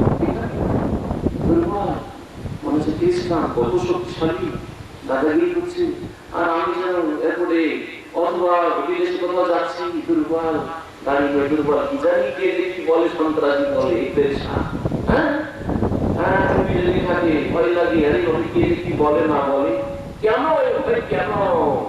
দোষ আছে, দোষ আছে। আল্লাহ খেলাফত দান করবেন, আল্লাহ দ্বীনকে শক্তিশালী করবেন। দ্বীন শক্তিশালী হবে আর আপনার গরিব হয়ে থাকবেন, দ্বীন শক্তিশালী হবে আর আপনারা দুর্বল হয়ে থাকবেন না, কখনো না। দ্বীন ইসলাম শক্তিশালী হবে না, মুসলিম শক্তিশালী হবে, শক্তিশালী হবে। ওয়ালা ইউবাদদিলান্নাহুম মিন বাদি খাউফিহিম আমনা, আর ভয় লাগছে, রাস্তাঘাটে ভয় লাগছে, বিদেশে সফর করতে ভয় লাগছে, তোমাদের ভয় দূর করে দিয়ে আল্লাহ পাক তোমাদেরকে আমন ও আমান দেবেন, নিরাপত্তা দান করবেন, শান্তি দেবেন। সম্মানিত ভাইরা, এদিকে একটু মনোযোগ দেন, না এদিকে ওদিকে দেখেন না, কি লাইফ হচ্ছে কি হচ্ছে না হচ্ছে। আল্লাহ পাক রব্বুল আলামিন ওয়াদা করলেন তিনটি। আল্লাহ তোমাদেরকে নেতৃত্ব দেবেন, এক সহজ ভাষায়, আল্লাহ তোমাদের দ্বীন ইসলামকে শক্তিশালী করে দেবেন, আল্লাহ তোমাদের ভয়কে দূর করে দিয়ে তোমাদের নিরাপত্তা দান করবেন। আজকাল দেশের খবর, অনেক ভাইরা বলছে যে ছেলে মেয়েরা স্কুলে যাচ্ছে, সহি সালামত ফিরে আসতে পারবে কিনা আল্লাহ, কেউ হয়তো বিল আপনি উঠিয়ে নিয়ে ছেলে ফিরে আসে না, ধরে রেখে দিচ্ছে, বলছে এত টাকা দাও না হলে গেল তোমার ছেলে, মেরে দেবো। মেয়ে যে ফিরে আসবে কি আসবে না স্কুল কলেজ থেকে, বিশ্বাস নেই কোন ছেলের সাথে রেখে দেবে কোন দেশ। কেন কেন এই বিপদ বালা মুসিবত গুলি কেন? আল্লাহ পাক বলছেন যে নিরাপত্তা দান করবো, দ্বীনকে শক্তিশালী করবো, তোমাদেরকে নেতৃত্ব দান করবো। আল্লাহ পাকের ওয়াদা, কিন্তু শর্ত হচ্ছে ইয়াবুদুনানি লা ইউশরিকুনা বি শাইআন। আল্লাহ বলেননি যে মিছিল করো, রাস্তায় বেরিয়ে যাও, আর তোমাদের পিছনে পিছনে মহিলাদেরকে বের করে দাও, মহিলা পুরুষ রাস্তায় নামতে হবে, মহিলাদেরকে ক্ষমতায়ন করতে হবে তাদের, আর তাদেরকে নিয়ে বেরোতে হবে। তাহলে এই বাতিলকে দূর করা যাবে, অন্যায়কে দূর করা যাবে, নির্মূল করা যাবে। এইসব কথা আল্লাহ বলেননি, আল্লাহ মিছিল করতে বলেননি। আল্লাহ বলেন যে রাস্তাঘাটে বেরিয়ে যাও আর ধর্মঘাট করো, তাহলে সংশোধন হবে। আর আল্লাহ বলেননি এই কথা যে রাস্তাঘাটে বেরিয়ে পড়ো আর বাস জ্বালিয়ে দাও, সরকারি ভবন ভেঙে দাও, ভাঙচুর করো, হ্যাঁ স্টেশন ভাঙচুর করো, ইত্যাদি ইত্যাদি, গাড়ির চাকা ঘুরতে দিও না, তাহলে সব ঠিক হয়ে যাবে। এসব কথা আল্লাহ বলেন। এগুলো সব পাপের কাজ, এগুলো সব পাপের কাজ, আর এগুলি পশ্চিমাকে আমাদের মগজে ঢুকিয়ে দেওয়া কাজ। এই যে আল্লাহ শিখায়নি, আল্লাহ যা শিখিয়েছেন তা হচ্ছে ইয়াবুদুনানি লা ইউশরিকুনা বি শাইআন। শর্ত হচ্ছে আমার ইবাদত করো একমাত্র পজিটিভ, ইতিবাচক, এটা করতে হবে। লা ইউশরিকুনা বি শাইআন, আমার সাথে কোনো কিছুকে শরীক করবে না। খবরদার যেন শিরক না থাকে, আকীদায় শিরক না থাকে, কথায় শিরক না থাকে, আমলে শিরক না থাকে, জি চলাফেরায় না আল্লাহ নামের শিরক থাকে, না গুণের শিরক থাকে, না উলুহিয়াতের শিরক থাকে, না রুবুবিয়াতে প্রভুত্বের শিরক থাকে, শিরক যেন না থাকে, দেশে যেন শিরক না থাকে। ইয়াবুদুনানি লা ইউশরিকুনা বি শাইআন, আমার ইবাদত করবে। মুসলিম জীবনে সবচেয়ে বড় ইবাদত কি বলেন দেখি? মুসলিম জীবনে, মুসলিম হওয়ার পরে অমুসলিমকে বলবো তোমার জন্য সবচেয়ে বড় ইবাদত হচ্ছে কালিমা বিশ্বাস করে পড়ে নেওয়া, তাই না? কিন্তু আপনি আমি জন্মসূত্রে আমরা মুসলিম, আমাদের জীবনে সবচেয়ে বড় ইবাদত কি? শুধু নামাজ পড়বেন না, কারণ একজন লোকের মনে করে এক অক্ত পরে আমি তো নামাজ পড়ি তো, 2 ওয়াক্ত 3 ওয়াক্ত পড়ে, মাঝে মধ্যে পড়ে, মাঝে মধ্যে পড়ে। নামাজ তো পড়ি, হুজুর নামাজ পড়ি, ও নামাজ না, ওটা আপনার কুপ্রবৃত্তির অনুসরণ। ভালো লেগেছে আজকে 2 ওয়াক্ত পড়ে নিলেন, ভালো লাগলো না পড়লেন না। আপনি আল্লাহর আদেশ নিষেধের তাবে নন, আপনি আল্লাহর অনুগত বান্দা নন, আপনি আপনার প্রবৃত্তি, আপনার মনের গোলাম। মন বলছে পড়বো পড়বো, মন বলছে উঠবো না উঠবো না, মন বলছে ঘুম ছাড়বো না ছাড়বো না, মন বলছে অ্যালার্ম লাগাবো লাগাবো না, ইচ্ছা আমার। এটা নামাজ নাই, এটা ইবাদত নাই। ইবাদত হচ্ছে আল্লাহ 5 দিয়েছেন, 5 আদায় করতে হবে। আল্লাহ এই 5 ওয়াক্তে 17 রাকাত ভাগ করে দিয়েছেন, ফরজ করেছেন, এই 17 ওইভাবে আদায় করতে হবে। তারপরে সুন্নাত পড়ে। আর একবার মসজিদে গেলে না, সুন্নাত নফল এদিক সেদিক সব পড়ে চলে আসলেন, আর বাকি ফজরে গেলেন না। আল্লাহ এইভাবে নামাজ ফরজ করেননি, আর এইভাবে কবুল করবেন না, এইভাবে কাজ হবে না। ইয়াবুদুনানি পজিটিভ, ইতিবাচক করতে হবে। একমাত্র আমার ইবাদত করবে, সবচাইতে বড় ইবাদত হচ্ছে 5 ওয়াক্ত নামাজ। দুনিয়ার যত কাজ কাম আছে ওগুলো একটু গ্যাপ দিয়ে দিয়ে আসে, গ্যাপ দিয়ে দিয়ে আসে। বাপ মাকে টাকা পাঠাতে মাসে একবার পাঠাইলি হয়, তাই না? মাসে একবার টাকা পাঠিয়ে দিলে বাপ মায়ের খরচ চলে যায়, ঠিক না? বাপ মায়ের চিকিৎসা করায় তবে যখন অসুস্থ হয়, মাঝে মধ্যে 6 মাসে 1 বছরের চিকিৎসা হলে ডাক্তারখানা নিয়ে যেতে হবে। এটা হচ্ছে নেকির সওয়াবের কাজ, ওটা আপনার নাজাতের কাজ। রোজা রমজান মাসে বছরে 1 মাস রাখতে হয়, যাকাত বছরে একবার দিতে হয়, তাই না? হজ জীবনে একবার করতে হয়, ঠিক না? পর্দা, পর্দা আপনার স্ত্রী কখন করতে, অপর পুরুষ থাকলে পর্দা সবসময় না, বাড়ির মধ্যে আপনার সামনে পর্দা করার দরকার নেই, তাই না? আপনার ছেলে মেয়েদের সামনে আপনার স্ত্রীকে পর্দা করতে হবে না। কিন্তু নামাজ দিনে 5 ওয়াক্ত নামাজ পড়তে হয়, 5 বার মসজিদে হাজিরি দিয়ে 5 সালাওয়াতিন ফি কুল্লি ইয়াউমিন ওয়া লাইলা পড়তে হবে, 5 বার নামাজ পড়তে হবে। ইয়াবুদুনানি, আমার ইবাদত করবে। আজকে মুসলিম সমাজে কয়জন 5 ওয়াক্ত কায়েমি নামাজি বলুন দেখি? ইসলামিক ফাউন্ডেশনের পরিসংখ্যানে বলা হয়েছে, তাহরিক পত্রিকাতে লিখেছে, কয়েক বছর আগের কথা, আজ থেকে 5-7 বছর আগের কথা, আমি নিজে পত্রিকায় পড়েছি। তারা লিখেছে, ইসলামিক ফাউন্ডেশন বাংলাদেশ, যে বাংলাদেশের প্রেক্ষাপটে নামাজি 5 ওয়াক্ত মসজিদে জামাত সহকারে পড়ে এদের সংখ্যা, 5 ওয়াক্ত পড়া মুসলমান শতকরা মাত্র 2 জন, আর 98 জন হচ্ছে বেনামাজি, আধা নামাজি, কখনো পড়ে কখনো পড়ে না, জুমা পড়ে, তার 3 ওয়াক্ত পড়ে, কোনোদিন ফুল পড়লো কোনোদিন কম, ইচ্ছা মতো। শতকরা 2 জন নামাজ পড়বেন। আচ্ছা, নামাজের ব্যাপারটা, এটা ব্যক্তি জীবন না পারিবারিক জীবন না সামাজিক জীবন না রাষ্ট্রনীতি? ব্যক্তি জীবন, এর উপর ফুল রাজত্ব আপনার আছে। আর দুনিয়াতে আলহামদুলিল্লাহ সুম্মা আলহামদুলিল্লাহ, যদি আপনি 5 ওয়াক্ত নামাজ কায়েম করেন, যে কোনো মুসলিম দেশে কেউ বাধা দেবে না, আজ পর্যন্ত কোথাও বাধা পাবেন না। আমি পিস টিভি থেকে ফিরে আসছিলাম, তো যাওয়ার পথে বোম্বাই পিস টিভি গেলাম, ওখানে আলোচনা করার পর ফেরার পথে দিল্লিও ফিরছিলাম। দিল্লিতে নতুন করে বিশাল এয়ারপোর্ট তৈরি করেছে, তো এবার প্রথম দেখলাম, এর আগে আমি কখনো খেয়াল করিনি, এমনিতে নামাজের সময় হলে কোনো এক জায়গায় পড়ে নিতাম। দেখলাম যে হঠাৎ করে একটা রুম তৈরি করা আছে, আর লেখা আছে যে প্রেয়ার হল। সুবহানাল্লাহ, প্রেয়ার হল, নামাজ পড়ার ব্যবস্থা, আবার কার্পেট এই দেশের মতো করে বিছানো আছে, সুন্দর কার্পেট বিছানো আছে। আমি নামাজ পড়ে ঢুকেছি, তারপরে আমি চিন্তা না ঢুকবো, যখন এখানে প্রেয়ার হল লেখা আছে, আর আমি মার্কা মারানোর সময় একবার ঢুকবো কমপক্ষে, যাতে লোকজন দেখুক যে না এখানে আসার মতো লোক আছে। ঢুকলাম, 2-4-5 মিনিটের জন্য ঢুকলাম, ফ্লাইট একটু লেট ছিল, ঢুকে তারপর ওখান থেকে বেরোলাম। আলহামদুলিল্লাহ। তাহলে অমুসলিম দেশেও, সেকুলার দেশে, ধর্মনিরপেক্ষ দেশে, সেখানেও আপনাকে নামাজ পড়তে বাধা নেই। নেপাল হিন্দু দেশ ঘোষিত, তারপরে সেখানে নামাজ পড়তে বাধা নেই আপনার। তাহলে এই নামাজ যদি শতকরা 98 জন মুসলমান না পড়ে, আর বলে যে আমরা নেতৃত্ব চাই সৎ লোকের হাতে, আমরা চাই কি বলে নিরাপত্তা, আমরা চাই আমাদের দিন শক্তিশালী হোক, দিনের খুব খিদমত হোক, কে করবে খিদমত?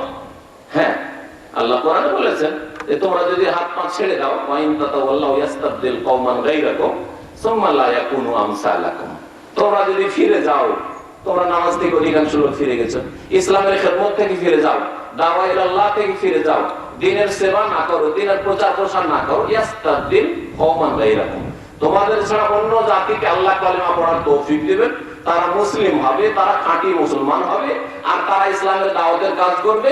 সুম্মা লা ইয়াকুনু আমসালাকুম, তোমাদের মতো অবাঞ্ছিত আর তোমাদের মতো বেকার তাবান মুসলমান হবে না। আজকে দেখেন যে ফিলিপাইনি ভাই এখানে দায়ী হয়ে এসেছিল, কয়েকদিন থাকলো, আর এরকম বহু ফিলিপাইনি দায়ী আছে। আজকে থেকে 10 বছর আগে সে অমুসলিম ছিল, খ্রিস্টান ছিল, বরং খ্রিস্টান ধর্মের দিকে দাওয়াত দিত, মানুষকে খ্রিস্টান বানাতো। আর আল্লাহ পাক রব্বুল আলামিন তাকে মুসলিম করেছে, ইসলাম কবুল করেছে। ইসলাম শুধু কবুল করেন, তারপর ইসলাম শিখেছে, তারপর কম্পারেটিভ রিলিজিয়ন মানে তুলনামূলক ইসলাম এবং খ্রিস্টানিটি পড়াশোনা করেছে, স্টাডি করার পর এখন ইসলামের দাওয়াত দিচ্ছে। আর সে কালকে বলছিল যে এই 10 বছর মধ্যে বা 8 বছর মধ্যে তার কাছে 1200 তার হাতে মুসলমান হয়েছে। আলহামদুলিল্লাহ, 1200 লোক মুসলমান হয়েছে।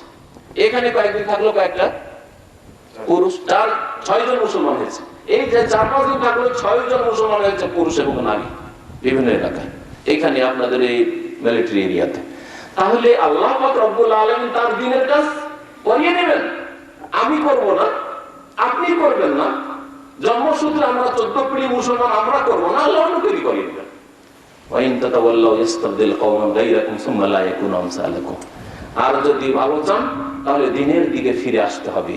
আল্লাহ বলেন ওয়াইন উদ্তুম উদনা, তোমরা আল্লাহর দ্বীনের দিকে ফিরে আসো, আল্লাহর নামাজের দিকে ফিরে আসো, মসজিদের দিকে ফিরে আসো, ইবাদত বন্দেগীর দিকে ফিরে আসো, শিরক মুক্ত হয়ে ফিরে আসো। উদনা, আমিও তোমাদের কাছে রহমত নিয়ে ফিরে আসবো, তোমাদের জন্য নেতৃত্ব নিয়ে ফিরে আসবো, তোমাদের জন্য নিরাপত্তা নিয়ে ফিরে আসবো, তোমাদের জন্য দ্বীনকে শক্তিশালী করার জন্য আমিও তোমাদের দিকে রহমতের দৃষ্টি দেব। আর যদি উল্টো ফিরো, তোমরা যদি পাপের দিকে ফিরে যাও, তোমরা যদি বেনামাজি হওয়ার দিকে ফিরে যাও, তোমরা যদি দুনিয়ার হারাম রুজি রোজগারের দিকে ফিরে যাও, অন্যায়ের দিকে ফিরে যাও, তো আমিও গজব নিয়ে ফিরে আসবো। আল্লাহ গজব আসবে, সুনামি আসবে, হ্যাঁ, বন্যা আসবে, ভূমিকম্প আসবে, আর আসমানি গজব আসবে, জমিনি দুর্যোগ আসবে, আর বাড়িতে রোগ আর বালা মুসিবত। এমন এমন রোগ আজকাল দেখা যাচ্ছে যে বাপ দাদারা এইসবের নাম উচ্চারণ করতে পারতো না। হ্যাঁ, কিডনি রোগ বুঝতো না, হাই প্রেশার বুঝতো না, সুগার রোগ বুঝতো না, এইডস তো নাম পর্যন্ত জানতো না, তাই না? Flu, bird flu, swine flu নাম পর্যন্ত জানতেন। আপনিও 5 বছর 10 বছর আগে জানতেন না। আল্লাহ পাকের এইসব গজব নয়, কি জন্য গজব? জি, আল্লাহ পাক রব্বুল সম্মানিত করবেন, কিন্তু দুটো শর্ত। ইয়াবুদুনানি, আল্লাহ পাকের ইবাদত করতে হবে। 5 ওয়াক্ত নামাজের আল্লাহ পাকের সাথে ওয়াদা করেন, আমার সাথে ওয়াদা না, রবের সাথে ওয়াদা করেন যে আল্লাহ আজকে থেকে ওয়াদা করছি, এর নাম হচ্ছে তওবা, যে 5 ওয়াক্ত নামাজ পড়বো। আল্লাহ যেন আপনাদের সকলকে তৌফিক দান করেন, বলুন আমিন। লা ইউশরিকুনা বিশাইআ, আর আল্লাহর সাথে শিরিক করবেন না। না কবর মাজারে শিরিক করবেন, না আপনি তাবিজ তোমারের শিরিক করবেন। অনেক লোক আছে কবর মাজারে যায় না, সেজদা করতেও যায় না, ছেলে মেয়ে চাইতেও যায় না, রোগের আরোগ্য চাওয়ার জন্য মাজারে ধর্ণা দেয় না, কিন্তু গলায় তাবিজ, হাতে তাবিজ, তার বিবির তাবিজ, আর তার ছেলে মেয়েদের গলায় তাবিজ। তাবিজ নবী করিম সাল্লাল্লাহু আলাইহি ওয়াসাল্লাম বলেছেন, মান আল্লাকা তামিমাতান ফাকাদ আশরাকা, যে ব্যক্তি তাবিজ লটকালো, নিজের গায়ে লটকাক, নিজের ছেলে মেয়েদের গায়ে লটকাক, আর বাড়িতে, অনেক বাড়িতে তাবিজ লাগায়। আমাদের শুধু বাড়িতে তাবিজ সীমিত নেই, গাছেও তাবিজ লাগায়, জানেন না? জানেন না? লিচুর গাছে তাবিজ, আমের গাছে, আম বাগানে তাবিজ, আম বাগানে লাগালো, আমের গাছে গাছে তাবিজ, যেন যে বেশি ফল হবে। মান আল্লাহ, গাড়িতে তাবিজ, গাড়িতে, যাদের কাছে গাড়ি আছে গাড়িতে তাবিজ ঝুলানো আছে। মান আল্লাহ তামিমাতান, যেই ব্যক্তি তামিমা তাবিজ ঝুলাবে, ফাকাদ আশরাকা, সেই ব্যক্তি শিরক করলো। নবী করিম সাল্লাল্লাহু আলাইহি ওয়াসাল্লাম বলেছেন যে আত-তামাইম শিরকুন, তবে তাবিজ হচ্ছে শিরক। নবী এই কথা বলেননি যে কোরআনী দোয়া দিয়ে যদি হয়, হাদিসের দোয়া দিয়ে হয়, ভালো কথা দিয়ে হয়, বা গাছগাছড়া দিয়ে হয়, তাহলে শিরক হবে না। আর শিরকি কথা দিয়ে যদি হয় তাহলে শিরক হবে। যদি এই 2 ভাগ থাকতো, যে হুজুরদের কাছকার তাবিজ আর গণকের কাছের তাবিজ, এই 2 ভাগ যদি থাকতো, তো নবী করিম সাল্লাল্লাহু আলাইহি ওয়াসাল্লাম ভাগ করে দিতেন যে দেখো কোরআন হাদিস দিয়ে তাবিজ করিও, কিন্তু এই গণকদের কাছে নিও না, জাদুকরের কাছে তাবিজ নিও না, হিন্দুর কাছে তাবিজ নিও না, হ্যাঁ, কবিরাজের কাছে, ওঝার কাছে তাবিজ নিও না, এই কথা বলেননি। সুতরাং শিরক মুক্ত না হইলে আল্লাহ পাক কখনো সম্মানিত করবেন না। ভারত উপমহাদেশ, হিসাব করেন তো কত হাজার একটা ছোট্ট বাংলাদেশে মাজার আছে যেখানে আল্লাহ ছাড়া লাখ লাখ লোক গিয়ে সিজদা করছে, আল্লাহকে বাদ দিয়ে মানুষকে ওই কবরকে সিজদা করছে লাখ লাখ লোক গিয়ে, লাখ লাখ লোক গিয়ে। ছেলে মেয়ে হয় না, ছেলে মেয়ে আল্লাহর কাছে না আছে, রব্বি হাবলি মিনাস সালিহিন। ইব্রাহিম আলাইহিস সালাম শিখাচ্ছেন, জাকারিয়া আলাইহিস সালাম শিখাচ্ছেন আল্লাহর কাছে চাওয়া, আর এর আগে ওই মাজারে গিয়ে ছেলে মেয়ে চাইছে। রোগ ভালো হইলে আল্লাহ কোরআনে শিখিয়ে দিচ্ছেন আম্বিয়াদের জবানে, ওয়াইদা মারিদতু ফাহুয়া ইয়াশফিন, আমি অসুস্থ হয়ে গেলে সে আল্লাহ শিফা দান করেন। ইব্রাহিম আলাইহিস সালামের ভাষায় ওয়াইদা মারিদতু, আমি যখনই অসুখ হই কে ভালো করে? ফাহুয়া ইয়াশফি, আল্লাহ পাক শিফা দান করেন, ভালো করেন। আর আমাদের দেশের ভারত মহারাষ্ট্র লাখ লাখ মাজার, আর সেখানে গিয়ে মনে করে এখানে গেলে এখানকার মাটি নিলে আর বাবার দরবারে আসে রোগ হবে।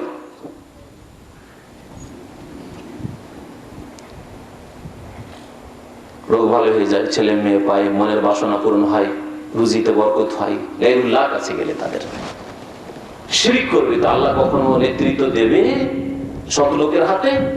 কখনো আল্লাহ পাক রব্বুল আলামিন তাদের দিনকে শক্তিশালী করবে? কমজোর হয়ে থাকবে। কখনো তাদেরকে নিরাপত্তা দেবে? কখনো দেবেন না, কারণ আপনি শর্ত পুরা করেন। আল্লাহর শর্ত খুব সহজ, দুটো, একটা পজিটিভ একটা নেগেটিভ। আল্লাহর ইবাদত করো, আল্লাহর সাথে শিরক করিও না। শিরক সম্পর্কে শেখ যথেষ্ট আলোচনা করেছেন, কালকে গতকালকে ছিল, আর আজকেও ছিল শিরক কুফরি সম্পর্কে। আজকে মুসলিম সমাজে কুফরি এত মাথা চাড়া দিয়ে আছে যে নামাজ ত্যাগ করাকে কোনো অপরাধী মনে করে না, নামাজ ছাড়া কোনো অপরাধী মনে করে, অথচ এটি কুফরি। এছাড়া নাস্তিকতা ব্যাপক আকার ধারণ করে আছে। স্কুল কলেজ ইউনিভার্সিটিতে আমাদের দেশে অধিকাংশ প্রফেসর নাস্তিক, অথচ মুসলমানের বাচ্চা, ইসলাম দ্রোহী মুসলমানের সন্তান। তাহলে আল্লাহ পাক রব্বুল আলামিন কি আকাশ থেকে নামিয়ে দিবেন ফেরেশতা দিয়ে ইসলাম অবস্থা তৈরি হয়ে যাবে, ইসলামিক রাজত্ব কায়েম হয়ে যাবে? কখনো হবে না। এই লোকগুলিকে দিয়ে কায়েম করতে হবে। সুতরাং শুরু করতে হবে ব্যক্তি জীবন থেকে। দাওয়াতের কাজে মেহনতের প্রয়োজন রয়েছে। দাওয়াতের কাজ বেশি বেশি করার মাধ্যমে, যেমন আপনার আলহামদুলিল্লাহ সংশোধন হয়েছে। প্রথম যখন দামামে আমি আসি, আর প্রথম যখন অনুষ্ঠান শুরু করলাম, বিজ্ঞাপন করে এলান টেলান করে মাত্র 15 জন শুক্রবার এলো, 15 জন দিয়ে শুরু করলাম। আজকে ওই অনুষ্ঠানে তাফসীর হয় নিয়মিত 300 লোক আসে। গাড়ি নেই, কিচ্ছু নেই, গাড়িও দিনে 300 লোক এমনিতে আসে। লোকগুলি তৈরি নিশ্চয় হয়েছে। এখানে যখন মুস্তাফিজ ভাই আসেন তখন হয়তো 2, 4, 5, 10টা লোক প্রথম গিয়ে শুরু করেছেন। আলহামদুলিল্লাহ এখানে মাশাআল্লাহ বেশ কিছু ছাত্র যুক্ত হয়েছে, মাশাআল্লাহ। তো এই যে আপনারা তৈরি হয়েছেন, এখন আপনারা এক একজন আল্লাহ পাক রব্বুল আলামিনের দ্বীনের দায়ী। আল্লাহ পাক আপনি যা শিখলেন এখানে, সহি আকীদা, সহি ইবাদত, সহি আমল, ভালো আখলাক চরিত্র শিখলেন, তাবাল্লিগু আন্নী ওয়ালাউ আয়া, আমার পক্ষ থেকে একটা শরীয়তের বিধানও যদি জানা থাকে পৌঁছাইতে হবে। দেশে গিয়ে আপনি বোবা হয়ে যাবেন না, সুবিধাবাদী হয়ে যাবেন না। দেশে গিয়ে চলো ভাই উধার কো হাওয়া ও জিধার কি, ওইরকম করবেন না। ভাই এখানে আবহাওয়া খারাপ রে ভাই, এখানে সবগুলি সব মিলাদি আর বিদাতি, এখানে সবগুলি মাজারপন্থী। সুতরাং এদের হাঁ হাঁ করতে হবে, কারণ এই সব দেশে বাস করতে হবে, এই গ্রামে বাস করতে হবে। সুতরাং এদের আবার মিলাদি লেগে গেলেন, আবার গিয়ে আপনাদের শিরকে লেগে গেলেন, আবার মাজারের চাঁদা চাইতে আসলো, ওরসের চাঁদা দিয়ে দিলেন, সবকিছুর শরীর। তাহলে কখনো আল্লাহ পাক রব্বুল আলামিন শক্তিশালী করবেন না। আপনি মেহনত করুন, পরিশ্রম করুন। আপনাকে আল্লাহ যতটা বিবেক বুদ্ধি দিয়েছেন, শরীরে ক্ষমতা দিয়েছেন, আল্লাহ পাক রব্বুল আলামিন সে সম্পর্কে জিজ্ঞাসা করবেন। এর বেশি আপনাকে আল্লাহ জিজ্ঞাসা করবেন না, এই তুই সৌদি আরব এতদিন থেকে এসেছিলি, আর আসার পরে তুই এখানে করে এসে ইসলামের আইন কানুন কেন কায়েম করিসনি? না, আল্লাহ জিজ্ঞাসা করবেন না। আর আপনি দুর্বল হয়ে আছেন, আপনি ব্যক্তি জীবন ঠিক করার মতো ক্ষমতা আপনার আছে, আপনার পরিবার ঠিক করার মতো ক্ষমতা আছে, আপনার সমাজেও কেউ কথা শুনে না, সমাজের লোকের উপর আপনার কন্ট্রোল নেই, কারণ আপনার ওই নেতৃত্ব নেই যে সমাজের আপনি অধিপতি, সমাজের মালিক, সমাজের মাতবর, এরকমও নাই। সুতরাং আল্লাহ আপনাকে সমাজ সম্পর্কে জিজ্ঞাসা করবে না। আমি একটা কথা সবসময় বলি আমাদের ছাত্রদেরকে, যে প্রত্যেক ভাই দেশে গিয়ে যদি 3টি পরিবারে দাওয়াত দেন, তাহলে আপনি একজন সাধারণ মানুষ হিসাবে ইসলামের দাওয়াতের হক আদায় করলেন। আর এইভাবে দেখবেন যে ইসলামিক সমাজ তৈরি হবে আর ইসলামিক রাষ্ট্র তৈরি হবে। কিভাবে? একটা পরিবার হচ্ছে আপনার বংশ, আপনার বাড়ি, আপনার চাচারা আছে, আপনার ফুফুর আছে, এটা আপনার বংশ, যাদের সাথে আপনার রক্তের সম্পর্ক আছে।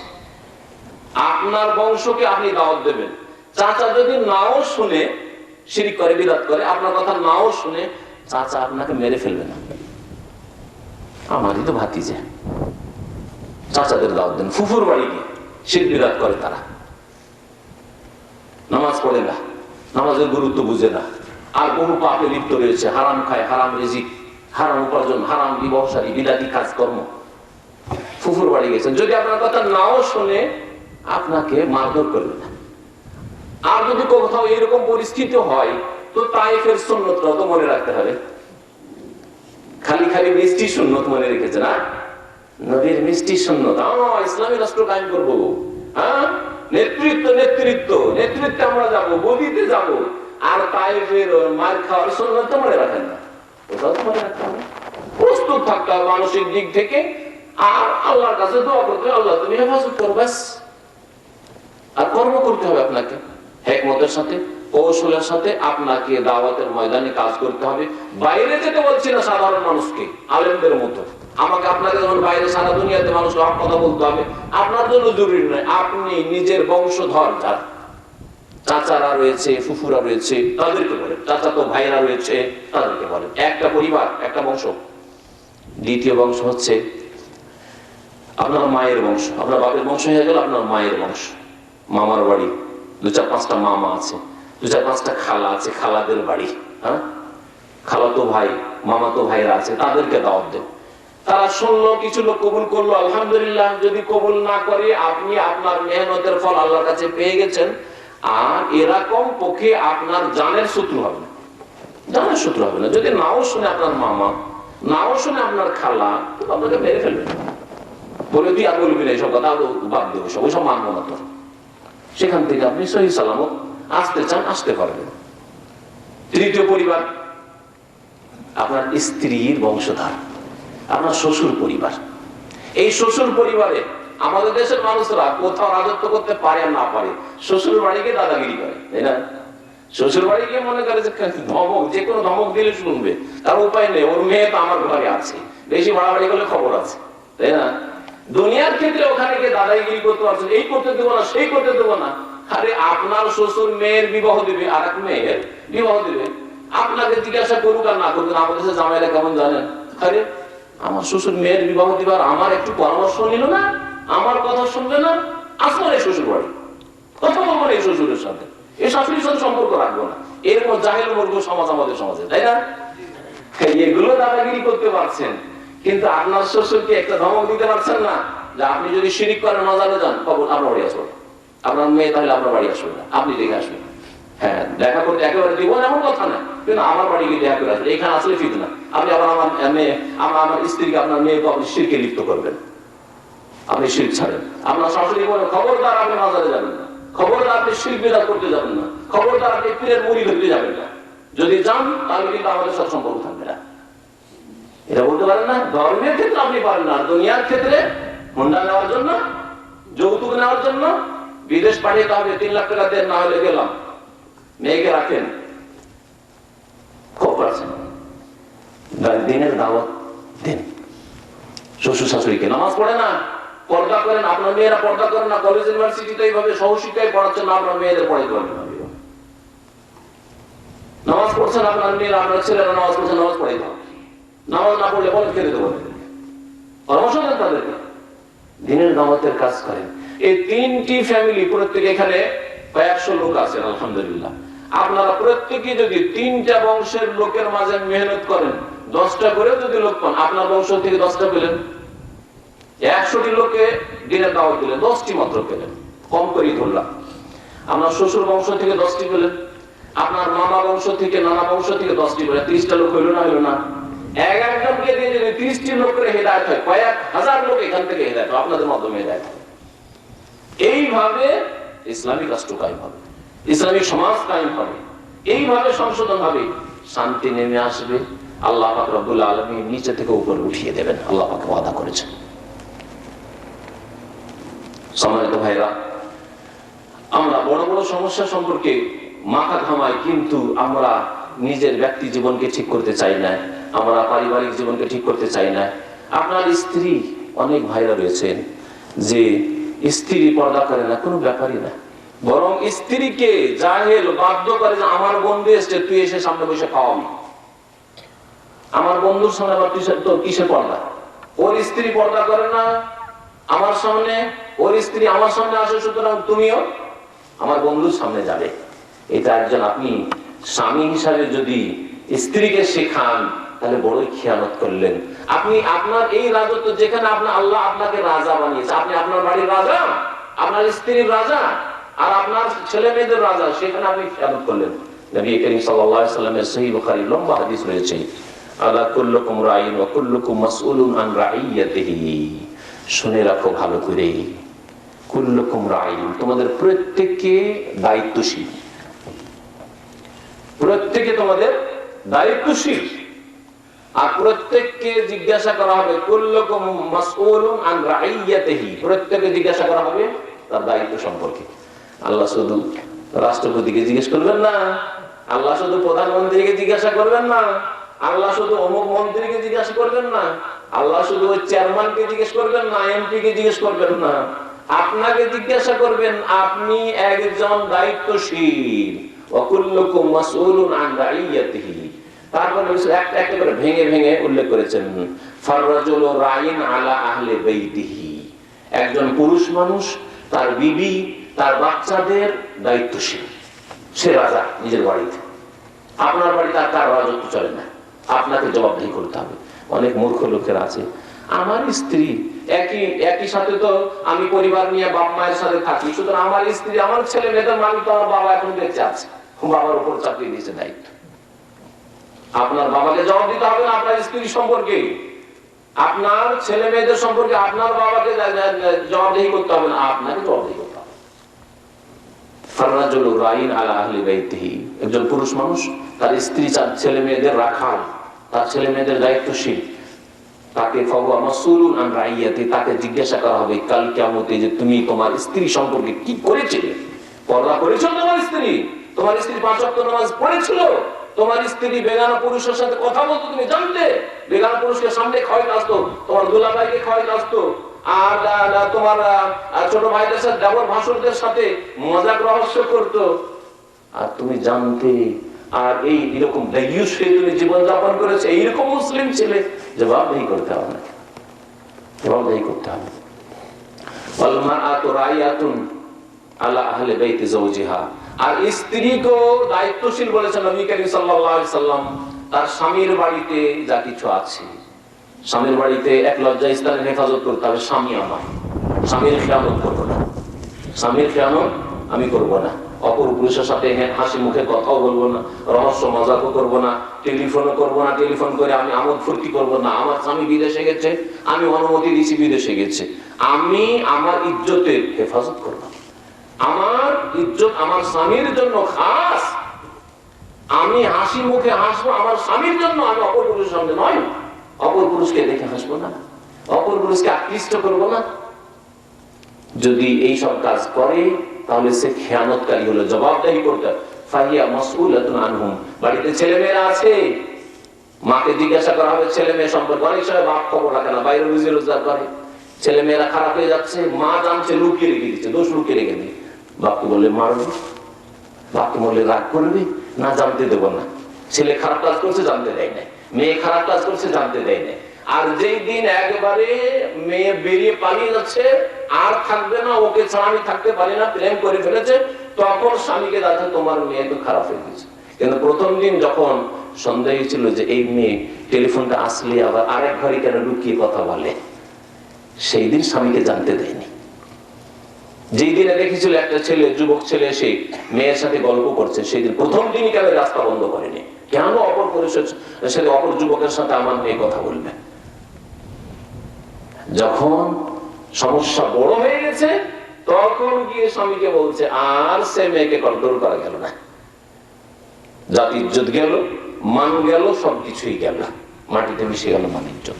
এইভাবে পারিবারিক অবস্থা খারাপ হয়ে যাচ্ছে। সম্মানিত ভাইরা, আল্লাহ পাক রব্বুল আলামিন পুরুষকে জিজ্ঞাসা করবেন, স্ত্রীকে জিজ্ঞাসা করবেন। দেশের শাসক সম্পর্কে ফাল ইমামুল্লাযী আলান নাসির আইন, যে দেশের ইমাম, দেশের শাসক, দেশের রাষ্ট্রপতি, তাকেও আল্লাহ পাক জিজ্ঞাসা করবে দেশবাসী সম্পর্কে। তাকে জিজ্ঞাসা করবেন তার বড় দায়িত্ব সম্পর্কে, আপনাকে জিজ্ঞাসা করবেন না। আলেমকে আল্লাহ জিজ্ঞাসা করবেন যে তুমি ইলম হাসিল করে এসেছিলে, তুমি এর হক আদায় করেছিলে কিনা। আল্লাহ পাক এই দিনের কথা জিজ্ঞাসা করবেন, তুমি হক আদায় করেছিলে কিনা, দ্বীনের দাওয়াত দিয়েছিলে কিনা। কিন্তু আমাকে আল্লাহ জিজ্ঞাসা করবেন, শেখ মুস্তাফিজকে আল্লাহ জিজ্ঞাসা করবেন না যে তোমরা চোর হাত কেটেছিলে কিনা। যদি আমাদের যেসব ক্ষমতা নেই সেগুলি আমরা করতে যাই, তাহলে আমরা খারিজি, বাগী, জালেম, অন্যের হকের উপর হস্তক্ষেপ করলাম, যেমন বাংলা ভাইরা করেছে, আর যেমন আব্দুর রহমান করেছে বাংলাদেশে। যেটা তাদের ফিল্ড ছিল, দ্বীনের দাওয়াত দিত, মানুষকে নামাজ শিখাতো, মানুষকে তাওহীদ শিখাতে হইতো, মানুষকে শিরক থেকে সতর্ক করতে হইতো, সেই কাজ না করে সরকারের কাজ নিজের হাতে নিয়ে বসে আছে, যার ফলে তারা খারেজি, বাগী হয়েছে, দুনিয়াতেও শাস্তি পেয়েছে। আল্লাহ যদি মাফ না করেন তো আখিরাতেও ক্ষতিগ্রস্ত হইতে হবে।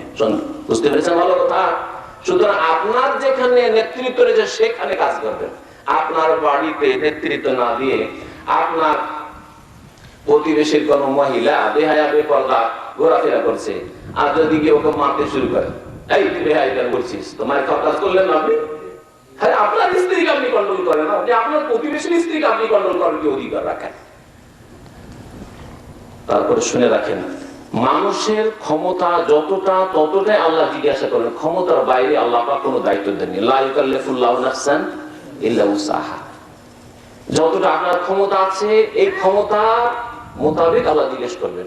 সাধ্যের বাইরে আল্লাহ কাউকে দায়িত্ব চাপিয়ে দেননি যে তুমি এই কাজ করনি, সেই কাজ করনি, আল্লাহ কখনো করবেন না। মক্কার জীবনে রাসূলুল্লাহ সাল্লাল্লাহু আলাইহি ওয়াসাল্লাম যখন ছিলেন তখনকার একটি কথা শুধু বলি, আল্লাহ পাক কোরআনে কারীমে ইরশাদ করেছেন, আলাম তারা ইলাল্লাযিনা ক্বিলা লাহুম কুফু আইদিয়াকুম ওয়া আকিমুস সালাহ। মক্কার জীবনে যখন মুসলমানরা দুর্বল ছিল না সবল ছিল? দুর্বল ছিল। সেই সময় আল্লাহ বলছেন, হে নবী তুমি কি দেখনি, মানে মনে রাখো না, ক্বিলা লাহুম, যখন বলা হয়েছিল মক্কায় যখন তোমরা দুর্বল ছিলে তখন মুসলিমদেরকে বলা হয়েছিল, তোমাকে বলা হয়েছিল কুফু আইদিয়াকুম, খবরদার হাতকে গুটিয়ে রাখো, হাত বাড়াইও না কাউরি দিকে। আবু জাহলকে মারতে যেও না, আবু লাহাবকে মারতে যেও না, উতবা সাহেবাকে মারতে যেও না, হ্যাঁ ওদের সাথে লড়াই করতে যেও না, ওদের সাথে তর্ক বিতর্ক করতে যেও না, কুফু আইদিয়াকুম, খবরদার হাতকে গুটিয়ে রাখো, ওয়া আকিমুস সালাহ, নামাজ কায়েম করো। ব্যাস,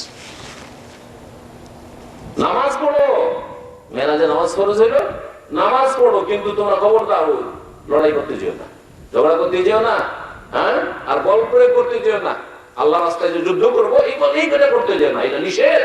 মক্কায় নিষেধ ছিল। একটা উদাহরণ দিয়ে বলি, মক্কা থেকে আজকাল অনেকে আত্মঘাতী হামলা করতে চায়, মরবো কিন্তু মেরেই মরবো, এই বড় শয়তানটাকে মেরেই দেবো, করে না করে না? এটা কি ঠিক কাজ? ভুল কাজ? এটা যদি ইসলামে জায়েজ হতো তাহলে নবী করিম সাল্লাল্লাহু আলাইহি সাল্লামের কাঁধের ওপর উটের ভুঁড়ি চাপিয়ে দেওয়া হচ্ছে, নবী করিম সাল্লাল্লাহু আলাইহি সাল্লামের গলা টিপে দেওয়া হচ্ছে, চোখ বড় বড় হয়ে যাচ্ছে, হ্যাঁ আবু বকর সিদ্দিক রাদিয়াল্লাহু তাআলা আনহুকে মারতে মারতে বেহুশ করে দেওয়া হচ্ছে, এগুলো হয়নি কি মক্কায়? হ্যাঁ সুমাইয়া রাদিয়াল্লাহু তাআলা আনহাকে শহীদ করে দেওয়া হচ্ছে, তার স্বামী ইয়াসিরকে শহীদ করে দেওয়া হচ্ছে, হ্যাঁ বেলাল, আম্মার, হ্যাঁ আর এইরকম বহু সাহাবায়ে কেরাম যারা কমজোর দুর্বল তাদের উপর কত জুলম অত্যাচার হচ্ছে। তারপরও নবী করিম সাল্লাল্লাহু আলাইহি ওয়াসাল্লাম বলছেন, সাবরান আলী ইয়াসির, হে ইয়াসিরের বংশধর তোমরা ধৈর্য ধারণ করো, ফাইন্না মাউইদাকুমুল জান্নাহ, তোমাদের সাথে জান্নাতের ওয়াদাই রইল, জান্নাতে তোমাদের সাথে দেখা হবে, ধৈর্য ধারণ করো। মাকে মেরে ফেলে দেওয়া হইলো, আম্মারে বাপকে মেরে ফেলে দেওয়া হইলো, শহীদ করে দেওয়া হইলো, তারপর ধৈর্য ধরো। নবী কি কথা বলতে পারেন না? পারতেন না? যদি এটা ইসলাম হইতো যে আম্মার দেখছো কি আবু জাহেল এই কাজ করলো, রাতের অন্ধকার, আবু জাহেলের বাড়ি কি রাজ প্যালেস ছিল নাকি যে ঢোকা যাবে না, সিকিউরিটি লাগানো ছিল নাকি সেই জামানায়? কিছুই ছিল না, হ্যাঁ কাঁচা বাড়ি, খড়ের বাড়ি, একেবারে বাড়িতে সেই যুগের লোক বসবাস করতো, আর রাস্তাঘাটে যেখানে সেখানে একা চলাফেরা করছে। নবী সাল্লাল্লাহু আলাইহি ওয়াসাল্লাম যদি এই কথা বলে দিতেন যে এক কাজ করো, তোমার মাকে মেরে ফেলেছে, তোমার বাবার উপরে এই জুলুম হয়েছে, শহীদ করেছে, রাতের অন্ধকারে গিয়ে কখন ফিরে দাও আবু জাহলকে। অথবা যখন আবু জাহল হাঁটবে তখন পিছন দিক থেকে তুমি ওকে মেরে দাও, অতর্কিত হামলা করে ওকে মেরে দাও। বলতে পারতেন না? পারতেন না? বলতে পারতেন, কিন্তু এটা ইসলাম নয়, এই জন্য বলেননি। সুতরাং কোন জালেম নেতাকেও, কোন জালেম সরকারের কোন সদস্যকে, কোন যে কোনো অন্যায়কারী জালেম যদি শক্তিশালী থাকে আর আপনি দুর্বল, তাহলে আল্লাহ পাক রব্বুল আলামিন মক্কি জীবন আমাদের সামনে আদর্শ রেখেছে। রাসূলুল্লাহ সাল্লাল্লাহু আলাইহি ওয়াসাল্লাম লাকাদ কানা লাকুম ফি রাসূলিল্লাহি উসওয়াতুন হাসানাহ। তখন জায়েজ ছিল না, আর এখন জায়েজ হয়ে গেল যে আপনি গোলা বারুদ নিয়ে গিয়ে কোন মঞ্চে গিয়ে কোন নেতাকে মেরে দিলেন। আর একটা নেতাকে মারতে পারলেন কি পারলেন, হাজার হাজার ধার্মিক মুসলমানদের জন্য বড় সমস্যা সৃষ্টি করে দিলেন। এখন দাড়িওয়ালা দেখলেই সন্দেহ হয়, দাড়িওয়ালা দেখলেই মনে হয় সন্ত্রাসী আছে, মনে হয় বাংলা ভাইয়ের দল আছে, মনে হয় আব্দুর রহমানের দল আছে। হচ্ছে না? হচ্ছে না? ক্ষতি করলো না? করলো না? কিন্তু নবীর তরিকায় যদি চলতো, মক্কি জীবন আমাদের সামনে রয়েছে, তাহলে কখনো এই সমস্যা আসতো না। আর এই দাবিকে বাংলার সমাজে শ্রদ্ধার সাথে অফিসার বেদিন হইলেও দেখে, নেতারা এই দাবির শ্রদ্ধা করে। আমি অমুসলিম কোন নেতার কাছে গিয়েছি, অনেক আগের কথা বলছি, তারপরেও তারা বিধিহীন, মুসলিম হইলেও বেনামাজি, এদের কোন আল্লাহ পরকাল ওইসব নিয়ে ধান্দা নেই। তারপরে আমি আমার সাথে আরেকজন আলেম, আজকে থেকে অনেক দিন আগের কথা, প্রায় 20 বছর আগের কথা, গেছি, কলকাতার ঘটনা। বলছে যে এই মৌলভী সাহেবের এসছেন, এদেরকে তাড়াতাড়ি বিদায় করা। কয়েকজন লাইন লাগিয়ে আছে, মুসলিম অমুসলিম অন্যরা লাইন লাগিয়ে আছে, বলছে যে মৌলভী সাহেবের এসছেন, এদেরকে আগে বিদায় করা। জি হ্যাঁ, তাহলে দাড়ির শ্রদ্ধা অমুসলিমের কাছেও আছে। দাড়ির শ্রদ্ধা মুসলিমদের মধ্যে যারা নেতৃস্থানীয় ব্যক্তি তাদের কাছেও ছিল আর আছেই, কিন্তু আমাদের এক শ্রেণীর বদ প্রকৃতির লোক যারা ইসলামের অবব্যাখ্যা করেছে আর তাড়াহুড়া করেছে, মনে করছে এটাই হচ্ছে রাস্তা, ওটা রাস্তা নয়। সমস্যার সমাধানের রাস্তা বল প্রয়োগ করা নয়। আপনার যেখানে ক্ষমতা আল্লাহ দেননি সেখানে আপনাকে যাওয়া উচিত হয়নি। আপনার খোদ আপনার পরিবার ঠিক করা উচিত ছিল, আপনার গ্রাম ঠিক করা উচিত ছিল, আপনার দিনের দাওয়াতের কাজ করা উচিত ছিল। আশা করি আমার কথা স্পষ্ট। সুতরাং ওই বড় বড় চিন্তা করবেন না যে মেরে ধরে লাঠি দিয়ে ক্ষমতায় গেলে আমরা ঠিক করে নেব, আর মিছিল করে ঠিক করব, ধর্মঘাট করে ঠিক করব, এসব ইসলামিক তরিকা নাই। ইসলামিক তরিকা হচ্ছে নিচে থেকে ভিত মজবুত করেন, ভিত মজবুত করেন, নিজে তৈরি হন, নিজের ছেলে মেয়েদের তৈরি করেন, নিজের পরিবারকে তৈরি করেন, নিজের গ্রামকে তৈরি করেন। আল্লাহ পাক রব্বুল আলামিন আমাদের সকলকে তৌফিক দান করেন। আল্লাহ পাক একটি স্তরে গিয়ে নবী করিম সাল্লাল্লাহু আলাইহি সাল্লামকে আরো বলছেন, ওয়া আনজির আশিরাতাকাল আকরাবিন। কোরআন এমনিতে নাজিল হয়নি, আপনার জন্য আমার জন্য নাজিল হয়েছে। আপনাকে আমাকে কোরআন থেকে শিক্ষা নিতে হবে এবং বাস্তবায়ন করতে হবে। ওয়া আনজির, সতর্ক করো, আশিরাতাকাল আল আকরাবিন, তোমার নিকট আত্মীয়দেরকে, হে নবী মুহাম্মদ সাল্লাল্লাহু আলাইহি ওয়াসাল্লাম। এটা যেমন নবীকে বলা হয়েছে, হে নবী তুমি মক্কায় প্রথম নিজের নিকট আত্মীয়কে বলা, নিজের চাচাদেরকে, নিজের ফুফুদেরকে, নিজের বংশধর কুরাইশকে বলা, তারপরে বাইরে দিতে হবে। আপনাকে ওইরকম বলা হয়েছে, আমাকে বলা হয়েছে। আপনার আশেপাশে যারা আছে, আপনি যদি দেশে থাকেন, গ্রামে থাকেন, তাহলে আপনার নিকট আত্মীয়দের থেকে শুরু করেন। আপনি প্রথমে গেলেন শহরে, গিয়ে এক মসজিদে বিভ্রাট সৃষ্টি করে দিলেন, যেই করতাম সেই করতাম, এইরকম নামাজ পড়তাম, তোমরা এই করছো সেই করছো না, খবরদার না। ওয়ানজির আশিরাতাকাল আকরাবিন, আপনার বাপ চাচার আছে, আপনার আত্মীয় স্বজন আছে, আপনার শ্বশুর বংশ আছে, আপনার মামা নানা বংশ আছে, এর আশিরাতাকাল আকরাবিন, নিকট আত্মীয়দেরকে সতর্ক সাবধান করো, সহি ইসলাম শিখাও, সহি আকীদা শিখাও, নামাজের জন্য তাদেরকে নামাজের গুরুত্ব শিখাও, এবং আল্লাহ পাক এর বিধান মেনে তারা চলুক, এইসব শিক্ষা তাদেরকে দাও। যখন নিজের নিকট আত্মীয়দেরকে ইসলামের দাওয়াত দেওয়া হয়ে যাবে, বেশ কিছু লোক তৈরি হয়ে গেছে, আপনার পিছনে ডানে বামে দাঁড়াতে পারবে। আপনার উপর কেউ যদি জুলুম অত্যাচার করে, তাহলে কেউ প্রতিবাদ জানাতে পারবে, তখন আপনি অন্যদেরকে বলেন, অন্যদের কাছে পৌঁছান। আর প্রথমখানে নিজের বাড়ি ঘর ছেড়ে, নিজের গ্রাম ছেড়ে, নিজের স্ত্রী ঠিক করে পর্দা করে না, নিজের গ্রামে সব বেনামাজি ভরা আছে, আর রাজশাহী থেকে চলে গেলেন চিটাগাং, চিটাগাং থেকে বেরিয়ে চলে গেলেন দিল্লি নিজামুদ্দিন, দিল্লি থেকে বাংলাদেশ থেকে চলে এলেন একবারে পাকিস্তান, এশিয়া থেকে চলে গেলেন ইউরোপ। কি কাজে এসছে? বলছে ইসলামের খেদমতে এসছে। কোন ইসলাম খেদমত? আপনার গ্রাম অন্ধকারে পড়ে আছে না, এটা তরিকা নাই।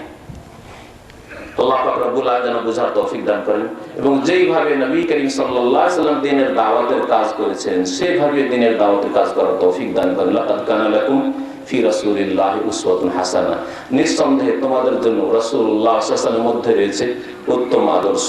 আল্লাহ পাক যেন আমাদের গুনাহ খাতা মাফ করে দেন। যেসব ভাইরা এখানে হাজির হয়েছেন সেসব ভাই আল্লাহ পাক গুনাহ খাতা যেন মাফ করে দেন। সেসব ভাইকে আল্লাহ পাক যেন জান্নাতুল ফিরদৌস দান করেন। যেসব ভাইরা এখানে হাজির হয়েছেন আমার ভাইরা, এসব ভাইদেরকে আল্লাহ পাক 5 ওয়াক্ত নামাজ কায়েম করার তৌফিক দান করেন। আল্লাহ পাক ফজরের নামাজ জামাতে আদায় করার জন্য তৌফিক দান করেন। একটু আল্লাহর সাথে ওয়াদা করেন তো যে আজকে থেকে আপনারা 5 ওয়াক্ত নামাজ আদায় করবেন। বলেন করবেন তো ইনশাআল্লাহ। 5 ওয়াক্ত নামাজ আল্লাহ পাক যেন আদায় করার তৌফিক দান করেন। সালাতুল ফজর যেন মসজিদে আদায় করার আল্লাহ পাক রব্বুল আলামিন যেন তৌফিক দান করেন। আল্লাহ পাক রব্বুল আলামিন শয়তানকে যেন আপনাদের কাছ থেকে আমার কাছ থেকে দূরে রাখেন। আল্লাহ পাক রব্বুল আলামিন আমাদের সকলকে যেন গুনাহ খাতা মাফ করে দেয়। জান্নাতুল ফিরদৌসে এইরকমই একসাথে বসার তৌফিক সুযোগ যেন দান করেন। আল্লাহ পাক আমাদেরকে দ্বীনের দাওয়াত দেওয়ার তৌফিক দান করেন। আত্মীয় স্বজনের সংশোধন করার তৌফিক দান করেন। যারা শিরক বিদআতে আত্মীয় স্বজন রয়েছে তাদেরকে আল্লাহ পাক ফিরিয়ে দেওয়ার জন্য তৌফিক দান করেন। আল্লাহ পাক আমাদের গুনাহ খাতা মাফ করে দাও। আমাদের রিজিকে বরকত দান করো, আমাদের হালাল রিজিক দান করো। আল্লাহ আমাদের ছেলে মেয়েদেরকে নেক করে দাও। আল্লাহ পাক রব্বুল আলামিন আমাদেরকে সুসন্তান দান করো। আল্লাহ পাক রব্বুল আমাদের স্ত্রীদেরকে ইজ্জতের হেফাজতের জন্য তৌফিক দান করো। আল্লাহ পাক আমাদেরকে নিরাপত্তা দান করো। সুবহান রাব্বিকা রাব্বিল ইজ্জাতি আম্মা ইয়াসিফুন ওয়া সালামুন আলাল মুরসালিন ওয়াল হামদুলিল্লাহি রাব্বিল আলামিন।